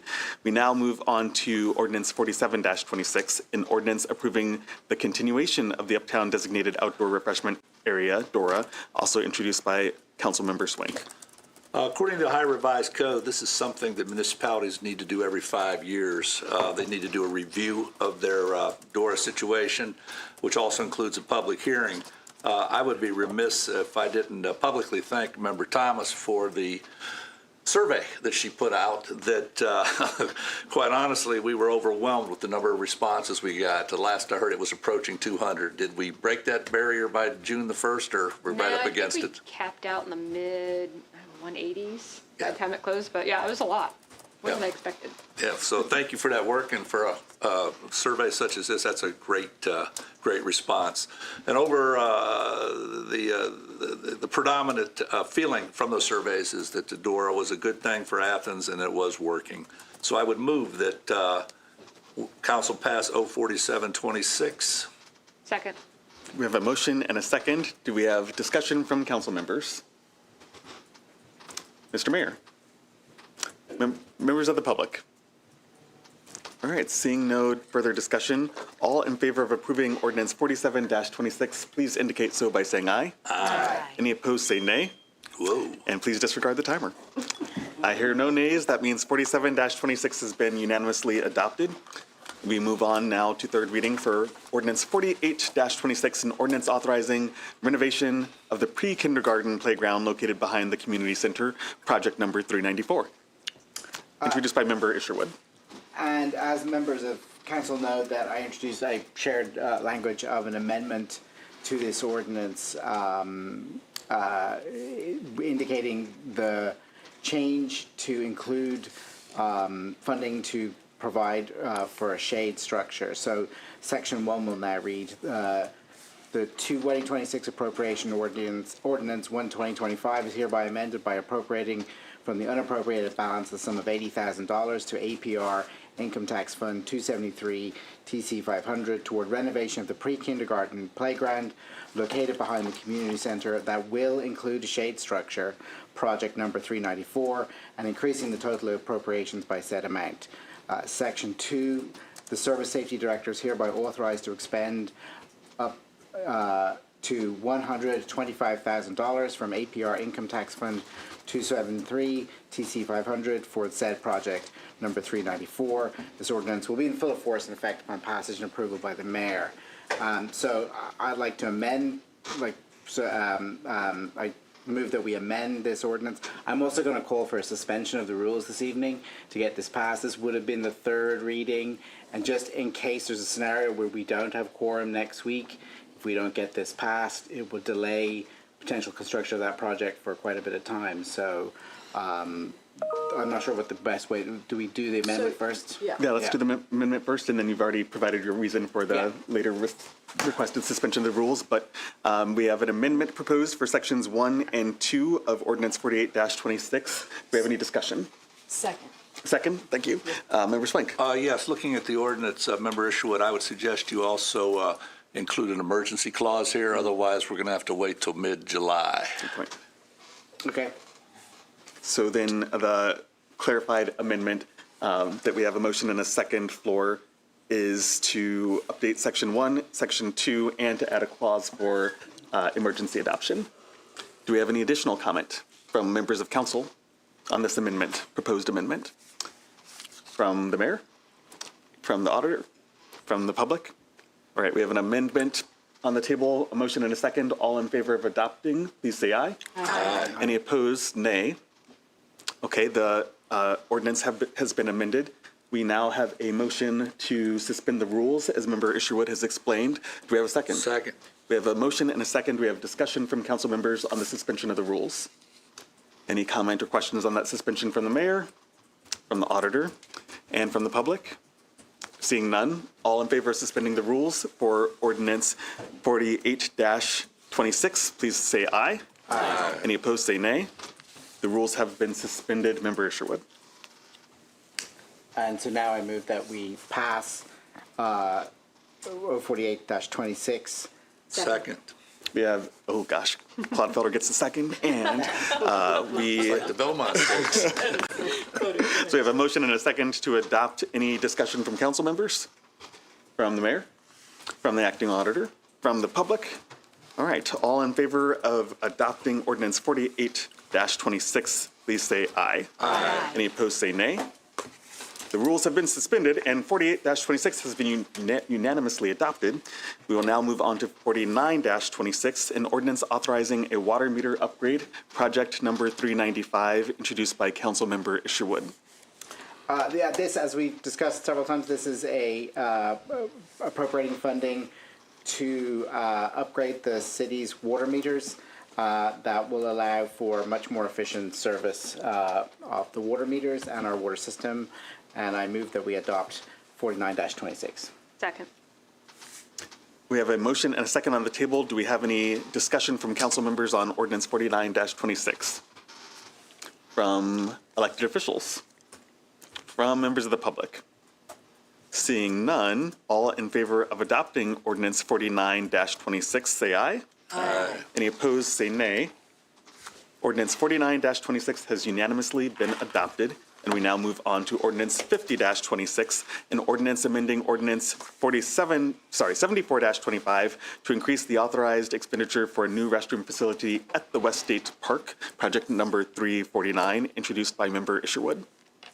And this is an ordinance simply to amend a previous ordinance to reflect what the actual expenditure was. This is not appropriating any further funding. And I hereby move that we pass 50-26. Second. We have a motion and a second. Do we have any discussion from council members?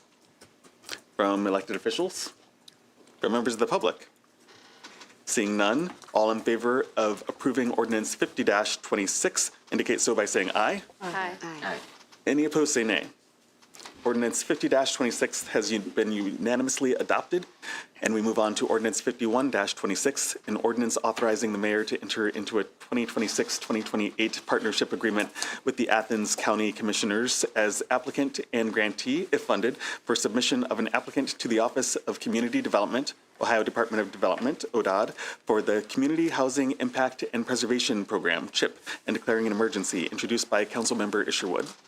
This is a program we enter into every year. It provides CDBG funds to the CHIP program, which allows the city to help provide funding to folks to fix up their houses in scenarios where they might not be otherwise able to afford repairs. It's a really great service, a really great system, and I move that we pass 51-26. Second. We have a motion and a second. Do we have discussion from council members on ordinance 51-26?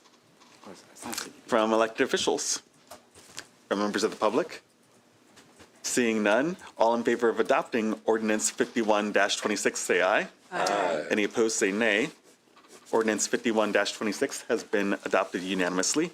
And we move on to ordinance 53-26, an ordinance amending ordinance 09-19, credit card policy, introduced by Councilmember Thomas. This is just an ordinance doing exactly what the title says, updating some language and clarifying allowable expenses, including convenience fees. And I would move that we adopt 53-26. Second. We have a motion and a second. Do we have discussion from council members? Comments from elected officials? Members of the public?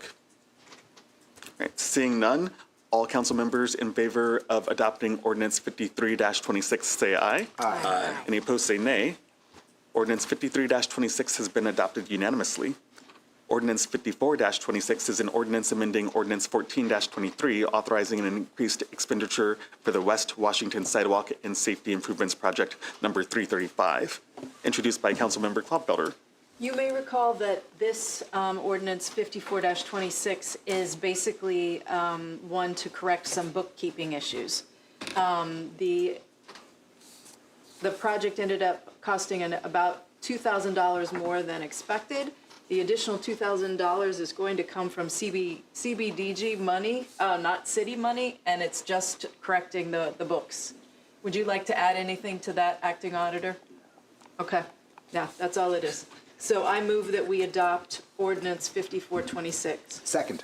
We have a motion and a second. Do we have any discussion from council members? Other elected officials? And members of the public? Seeing none, all in favor of adopting ordinance 54-26 say aye. Aye. Any opposed say nay. Ordinance 54-26 has been adopted. We now move on to ordinances for second reading. An ordinance amending, ordinance 55-26 is an ordinance amending ordinance 121-25 authorizing 2026 staffing levels, introduced by the Finance and Personnel Committee. Ordinance 56-26 is an ordinance amending ordinance 122-25, 2026, non-union compensation authorized pay grades, introduced by the Finance and Personnel Committee. Ordinance 57-26 is an ordinance amending ordinance 117-24, a fringe benefits package for non-union personnel within the city of Athens, introduced by the Finance and Personnel Committee. Ordinance 58-26 is an ordinance amending the 2026 appropriation ordinance 120-25, introduced by Member Thomas. Question? Yeah, Member Thomas. I think we have some additional discussion for this one regarding the request of the 250th funds. Yeah. And yeah, I'm sure there's several people that have comments, so whoever you'd like to kick that off. All right. President. Let's see. What this currently has is $30,000 transfer from police fund vehicles to police fund vehicles lease, replacing some cruisers. And if we discuss the 250th funding request, we would need to amend and go down that process. Okay, so to clarify, in order to consider the appropriation for the 4th of July event discussed previously, we would need to amend 58-26, and we're inviting discussion on that now. Is that correct? Yeah. Okay. We brought it up at first Right. reading. I will take any comments or questions from council members. Discussion. I can also start by sharing that I did receive a letter from the 4th of July committee here, and it reads, Dear Micah and members of council. Everybody got this. Oh, yeah, okay. Do you want to summarize it then, Member Swink? Or would you like me to read excerpts from it? Everybody got it today, and everybody also got the budget today. Yes. So I assume that they've had a chance to look at that. So essentially, this is a request from the leading organization for the 250th anniversary, and that is the Ohio, or the Southeastern Ohio History Center. The budget that was presented last week was for $15,000 with requests for $7,500 from the city. Conversations took place. One of the suggestions was that that budget be reduced, the ask. The budget was reduced by over $1,000. Or really, it was actually reduced by, trying to do the math here in my head real quick, about $1,900. But one of the questions that came up, or one of the suggestions came up, was could we possibly use some local bands in this? I don't know if you remember this or not, but the original schedule was set up that there would be a picnic on the college green, from which we received permission from the university administration to use the college green for that, for roughly 4 to 7, 4:30 to 7. And that we were told that that picnic would coincide with the community band doing their 4th of July presentation, or their concert. We found out at the last minute that indeed that was incorrect information, that that's going to be on Thursday night. So suddenly we had a picnic scheduled on the college green, but with no entertainment. So the committee scrambled and scrambled and scrambled, and did find 3 groups that are willing to do this. But it's going to be, and these all local groups, 2 of which I know for sure have played at Porch Fest, and one that's played in Memaud, not to mention other places around the country, local people here. So that is how the budget got reduced, but it was also mentioned, I believe, by Member Codfelder, if we were going to have these people, that we should probably compensate them. And in talking with Mr. DeLocke, who kind of heads up the Porch Fest thing, he suggested an amount, and that's how we got back to 14,000, and this is really small type because I had to get it all on one page, $14,547.80, and again with an ask of the city now of not $7,500, but down to $6,953, a reduction in that ask. So that's the background on it, and that's how we got to where we are today. Thank you for that update, Mr. Swink. Member Swink, do we have any other comments or questions? Member Wood. Thank you for preparing the new budget. I think looks more like a real budget. It's much better. My question is for the mayor, really, I think. We talked last week a little bit about other things we fund. We apparently fund 4th of July and the Athens Arts and the Halloween. Are those the 3? Do I have that right? 2, Halloween and Athens Arts and Music, yes. Yes, please. Yeah. And I'll just add on my next. How do we choose which those are, and where do they come from? Where do the money? Well, if you recall, Halloween used to happen to us, not with us. Yeah. So what we budget That's good. for Halloween is very different than what we're talking about here tonight. And we still have to budget, for security reasons and for other things that go on with the Halloween block party. We do and have under my tenure supported through AMAC the Athens Arts and Music Festival, because it happens at the end of mid-August. That's kind of the city's way of thanking our community for being as great as they are. And it's open for everybody to come and experience that with music and the stage and the funding. And we also apply for some other things to include the, through the Northeast Ohio, correct me if I'm wrong, Councilman Herswank, Public Energy Council through NOPEC. We have what they refer to as their kind of, it's their small $750 community engagement that they fund the city of Athens, so we apply that to that event as well, and it's been successful. And now this as well. So we have funded things of this nature in the past and continue because it's a good community building event at the end of the day. The plan with the Arts and Music Festival was that we were going to use some of the revenue that comes from, and we do use some of the revenue that comes in from Dora, because that festival takes place in the Dora footprint. And we'll continue to explore that moving forward. So, yeah, this is not anything unusual for what the city has done in the past.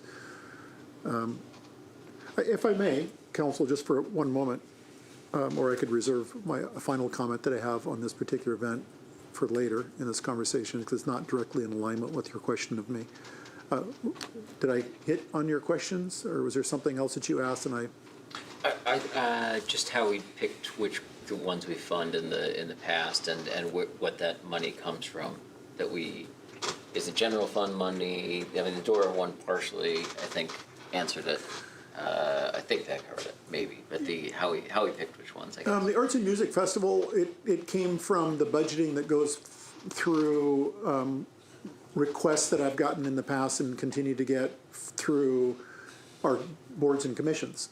So again, AMAC is the one who really started the Athens Arts and Music Festival and continue to make that ask. And so we've budgeted an appropriate budget to go towards the Arts and Music Festival.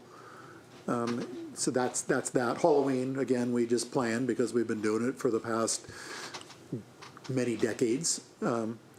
And now kind of have our arms wrapped around the Halloween block party and take basically, ownership of how that all plays out here in the city. And then this is a new one, but it's a one-time thing. There's only going to be 100, 200, or 250-year anniversary of our nation. So, this I'm fine with. I do note that the mayor has another comment, but we want to continue with members of council who might have discussion on this item before we go back to other elected officials. Yes, Member Clodfelder. I really appreciated the more detailed budget, Member Swank. That was very helpful. And I was especially pleased to see that the funding for the out-of-state bands is going to be covered by, I believe, the Tavern Owners Association. The out-of-state ones, that the city would just be providing funding for the local bands, and I think that's appropriate. There were just a couple little things on there that I would encourage whoever's in charge of this budget to further pursue. I noticed $100 is going to pay MEMOD for rental of MEMOD, and it'd be really nice if Ohio University could do an in-kind contribution for the 250th anniversary, I think. Well, believe me, I tried. Oh, okay. And as I look around and I see several former and current members of Ohio University, you know how that budget works. Yeah. And secondly, I noticed that money is allocated for paper plates and forks. I sort of want to say this just to make the public aware. Rural Action's Zero Waste Program offers people the chance to use reusable dishware. They have sets we used this for an event I was involved with recently. They have reusable cups, plates, bowls, and real silverware that they let you borrow. You have to pay a $20 deposit to pick it up, and when you bring everything back, you get your $20 back. So it's essentially free with a $20 deposit. And their dish sets have 50 servings in each. So 50 cups, 50 plates, 50 bowls. And I don't know if it might be nice to try to be more zero waste for this, if your committee would be interested in that. Well, the plates are compostable. Right. And we would need 500. So when you do the math, it's going to be a bigger ask if we go that route. Plus, the other thing you need to remember, this committee is a group of folks who volunteered at the very last minute. We threw this together in less than 2 months, and we're kind of running out of time. But we will contact them and see if they'd be interested in, because this is going to be a huge picnic up there, if they're interested on a holiday of participating. And helping process what there is there to minimize the waste. So we can make that call. All right. Checking with council members for other comments or questions before I move to other elected officials. Member Wood. Yeah, my only real heartburn at this point is what Josh pointed out last week, that we will get more people asking us to fund things. It's notably a significant event. We have approved the street things for that. We will 100% have the Boogie and the Bricks folks and other things come and ask us for money. And I think that's my main remaining thing is we end up picking winners and losers. I think a long-term solution for both street closures and this kind of thing would be to punt it to the boards in some way. So we're not, I think everybody knows very well how I feel about all the street closings. And I think in both cases, it would prevent that by having sort of a designated route for such things and a designated amount of days and funds. So that's my primary, remaining heartburn on this is do we want to be picking through those requests all the time? For Stazer. Yeah, I won't talk for too long. I share some of your concerns, right? I know that kind of once we fund this thing at the last minute, other committees organizing events are going to come to us and say, hey, we're short. Can you help us? And I'm not saying that I'm 100% opposed to this, but it's Councilman Swank has said, last week and now this week that this was kind of thrown together at the last minute, right? Like he said last week, 2 months ago, no plans for something like this existed. And I guess my comment would be, this isn't something that snuck up on anyone. It doesn't take a lot to determine the number of years between 1776 and 2026. So why wasn't this being planned out a year ago? And then, if that would have happened, then this committee could have gone and got like sponsorship, right? But it seems like this was just thrown together at the last minute. They don't have enough money. They didn't have time to put all the money together, so they came to us. And it just seems like sort of poor planning, and that this request is now falling on the city to cover the shortfall. And that's my concern, in that we're going to set a precedent, and that we're going to get a lot of requests from, oh, we're a little bit short. Can you help us? Member Swank, I think you'll be able to do this along with your comment, but can you clarify if we have any city representatives officially representing on this committee? I believe you and... Andrew Chicky has attended many of the meetings when he's available and not obligated with other city obligations. But it doesn't include our Commission on Historic Preservation, does it? I'd have to look at the list of people on that commission. So we do have a representative from the administration and then from council who are part of this committee, but we don't have a formal commission of the city that's a part of it that we know of. Right. Okay. Right. Please continue your comment. Yeah, John, those are all good points, and I'm going to say something here that's very risky, and I want to be very clear that I'm not being critical of anybody or any organization. When you look at the other celebrations in other communities around the state of Ohio, there are 2 or 3 primary organizations that put them together: the local Chamber of Commerce and the local Visitors Bureau. And again, I'm not criticizing either one of them, but that did not happen here. And independently of one another, about 6 individuals, myself included, in late March, early April, got to thinking, what are we going to do for the 4th of July? And I don't want to pat it on the back for myself or anybody else, but out of the goodness of our heart, in the 168 hours we each have each week, we started working as quickly as we could to put something together. Because Mary was here, and I was here, and I'm not sure anybody else was here when we had the fabulous Force in the late 80s, early 90s. And it was a big community event. And those organizations that I mentioned participated in it and organized it.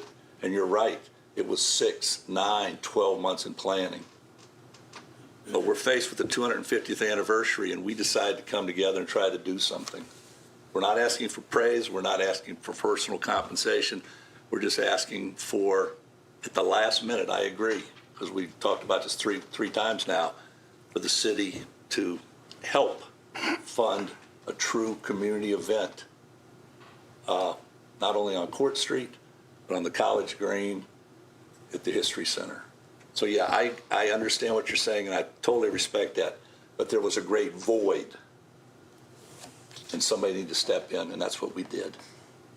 Thank you, Member Swank. I believe we'll just go with Member Thomas, and then we'll go to the mayor, who mentioned he had another comment. I understand and agree with a lot of the concerns that I'm hearing. I have a couple points just that I'm writing down.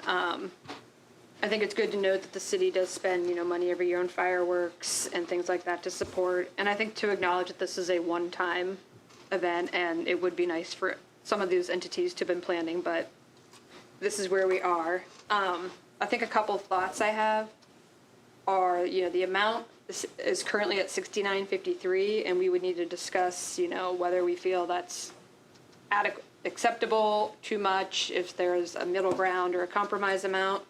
And I think it's good to note when we're talking about setting precedents that typically, we do not get funding requests. These typically would go through the administration or through a city entity. They do not come to council. So this is not something that we would typically or should see. So that should take care of things in the future. I'm kind of middle of the road on this one. I have concerns about the amount and other things than had this not come to council, we wouldn't really have waited on this. So I think I would probably defer to what the mayor thinks. But I would note that it does need to come out of, if it is moved to amend and suspended and passed and everything, which would be probably tonight, it would have to come from Fund 101-120, not for the enhancement fund, per the deputy auditor. And those are just some general thoughts. And can you clarify what fund that is? That is special projects, general fund. All right. Thank you for that. We'll go to Member Almeida before we return to the mayor. Sorry, Mayor. I kind of share the same. I do share the same concerns. We received an email from Jessica Siders, Yes. Executive Director over at the Southeast Ohio History Center, and she did a statement at the end of her first paragraph was, there's a hope the event will serve as a model for future July 4th celebrations in the city of Athens. You can kind of read that a couple different ways, and so when I first read that, I thought, uh-oh, so is this an every year ask? Is it going to increase? I do have a lot of concerns about this. Is it a one-off that we support them, and then they have a year to plan and get better at finding funding and not maybe leaning into the city for another big ask next year? These are questions that I have. I do find it's too open-ended for me. Thank you. All right. I think I need to move to the mayor, and then Wait, I want to answer that question. if you have a direct response, okay? Yeah, I want to answer. This is a one-off. Okay. And by meaning setting, what did it say exactly? We serve as a model for future, that going forward, there are 4th of July celebrations in Athens, more than just the fireworks on the wrong day.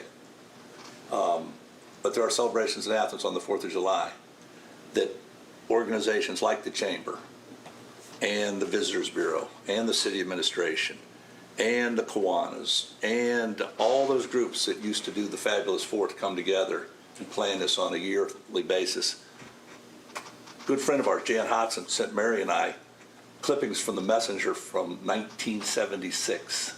And the city of Athens actually put together a bicentennial commission made up of names that you see on buildings in this town that ran the newspaper and business people and all of that. And hopefully, when this goes off well this year, we can continue that. But in terms of the financial ask, this is a one-time deal. Okay. I would Thank just you. point out then that council members, if you wish to offer comment if we have a motion in a second, you can certainly qualify your support or lack thereof. If it is about just this year, you can mention that in your comments. We'll just have one last comment from Member Sherwood, then we'll go to the mayor. I'll be short. I totally understand the views of I think anyone watching this can see that we are taking seriously the expenditure of public dollars and what the process by which that should be done. And so the comments made by Member Wood and others, I completely agree. I do think, though, that, maybe we will elicit more requests for this kind of funding, but we can also say no. We don't have to approve it just because we approve this. I think there is enough uniqueness in this. There are some things in here that I have some qualms about, but I recognize that this is, as someone said earlier, we are where we are. This is not the ideal process, but I think in terms of the nature of what the particular celebration that we're looking at this year, I'm comfortable moving forward, even if somewhat uncomfortable. But again, supporting and thanking those individuals who came forward to put something together, and that we call on members of our community that if we're looking to do this, a celebration on this scale in years in the future, that we don't let it fall to the last minute again. And so that's all I'll say. Thank you. All right. Mayor Patterson, could you please share the additional comment that you brought up 15 minutes ago? I will, thank you. I too am certainly listening to all the comments up and down the dais and respect all the comments. I will say one thing, though, when it comes to, because I'm hearing, setting precedents for future asks or whatever, there's not going to be another 250-year anniversary. And that's what this is really about at the end of the day. So I'll just say that. Hopefully there will be. I see, the one ask I could see moving forward in time would be, and I hope that I'm here to see it. I certainly enjoy being the mayor and plan to run for another term in the future, but I don't plan to run in 2047 when the city of Athens becomes 250 years old. In next year, in 2027, we will be 230 years old. So we're talking about a mark in time. We're not talking about someone saying, I think that you should fund a gap that I have in my event uptown. That's not what we're talking about. We're talking about something very different. The other thing that I just want to share with council is that two things. We do fund for the firework display that takes place here in the city of Athens, $15,000 that goes to that firework display, which is, again, to give individuals, the enjoyment of getting to watch a display like that. We often have people who are businesses that are willing to increase the amount that we're able to spend on that. We've had businesses in the past. Andrew Chicky's looking at a couple businesses now to see if we can increase that moving forward. And the last thing I want to share with council that I certainly appreciate, albeit maybe last minute, movements to create something for this particular 4th of July, that there are going to be competing things going on the 4th of July, just to get that out there and on the record, and most notably is Thunder in the Valley in Nelsonville. We've always been a good friend of Nelsonville, to where we don't want to have conflict with the firework display that we have, hence us always doing it on the 3rd. So it's the pre-party to the bigger party, I guess, if you want to think it that way, with the Nelsonville, which is nice. It's a great event for those of you who have attended Thunder in the Valley. I just say that out loud because there will be competing things taking place on the 4th of July, just to say that out loud so that people recognize that. I certainly do. When it comes to events, it's going to be a busy time, not just across the nation, but here in the city of Athens. So. Thank you, Mayor Patterson. As Finance and Personnel Chair Thomas shared, this is something that would typically not come directly to council, but with other street closures and festivals, it would be something that would be an application that was dealt with administratively. If this had been an administrative request, would you have approved it or supported it? I would have certainly scrutinized, as you have, you know, what those expenses are and what we're being asked to donate to. But, you know, again, you know, I certainly recognize and respect the fact that our nation has made it to 250 years and it's been fragile. You know, democracy is fragile right now. And so, you know, to recognize the fact that as a nation, we've reached this point in time, you know, all, you know, cities across the nation are doing various things. And as has been indicated earlier, and have been planning for over a year for this. I mean, I think, I can't remember, Councilmember Staser, if it was you or if it was Councilmember Wood, you know, this isn't like, this is magically has appeared in front of us. You know, we've known that we were going to be 250 years young for quite a while. But again, to Councilmember Swank's point, this was kind of one of those things where we haven't really planned anything, and that's unfortunate, but we are now. And council, it's before you to sit there and make that decision. But if you're asking me if I had discretionary monies to go towards something like this, given that it is our nation's 250th anniversary, yes, I would.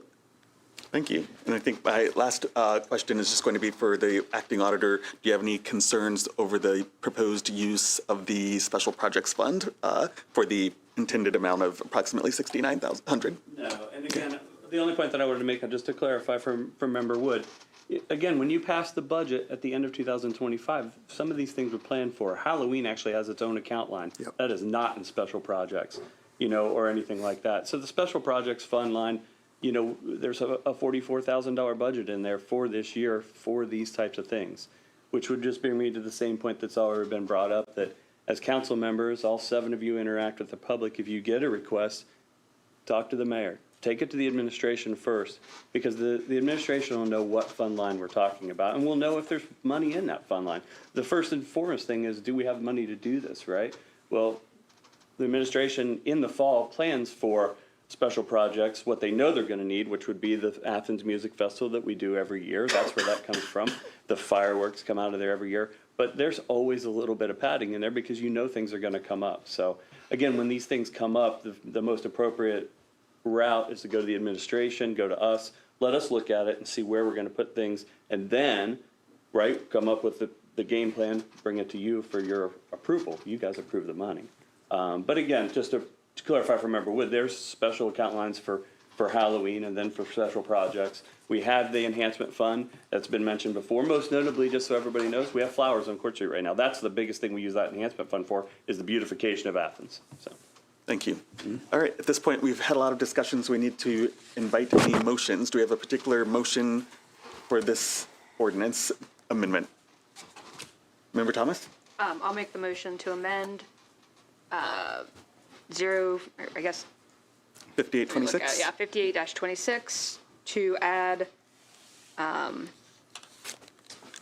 approving $6,953 from Fund 101 120 special projects. Is there anything else we need in that? And declaring an emergency. And declaring an emergency. Well, it's an appropriation, so it won't need that. It's immediate. And specifically for the celebration of the 250th anniversary of the signing of the Declaration of Independence. We have a motion on the table. Do we have a second? Second. All right. Any further discussion? All in favor of amending Ordinance 58-26 as described, say aye. Aye. Any opposed, say nay. All right, Ordinance 58-26 has been amended. Member Thomas? So, because this puts it back at first reading, we have this week and next week, we would either want to suspend and pass tonight or next week so that it is done in time in case we don't have enough people if we meet the following week. And that can certainly happen. Do we have a motion to suspend the rules? I would move that we suspend the rules on 5826. A second. We have a motion and a second. Any discussion on the suspension of the rules from council members? Comments or questions from elected officials on the suspension of the rules? Members of the public? All right, all in favor of suspending the rules, in favor of adopting Ordinance 58-26, which has been amended, adopting that tonight, indicate so by saying aye. Aye. Any opposed, say nay. All right, the rules have been suspended. Now we need a motion to formally adopt, right? So moved. Okay, we have Member Sherwood who's made the motion. We have a second. Second. Member Swank has made the second. Any discussion from council members, from other elected officials, from members of the public? All in favor of adopting 58-26, say aye. Aye. Any opposed, say nay. All right, 58-26 has been adopted after being amended and after the rules were suspended. And now we move on to, for second reading, Ordinance 59-26, an ordinance authorizing the Service Safety Director to enter into an LPA federal local let project agreement with the State of Ohio Department of Transportation for major rehabilitation of the State Route 68233 project and declaring an emergency, introduced by Member Gladfelder.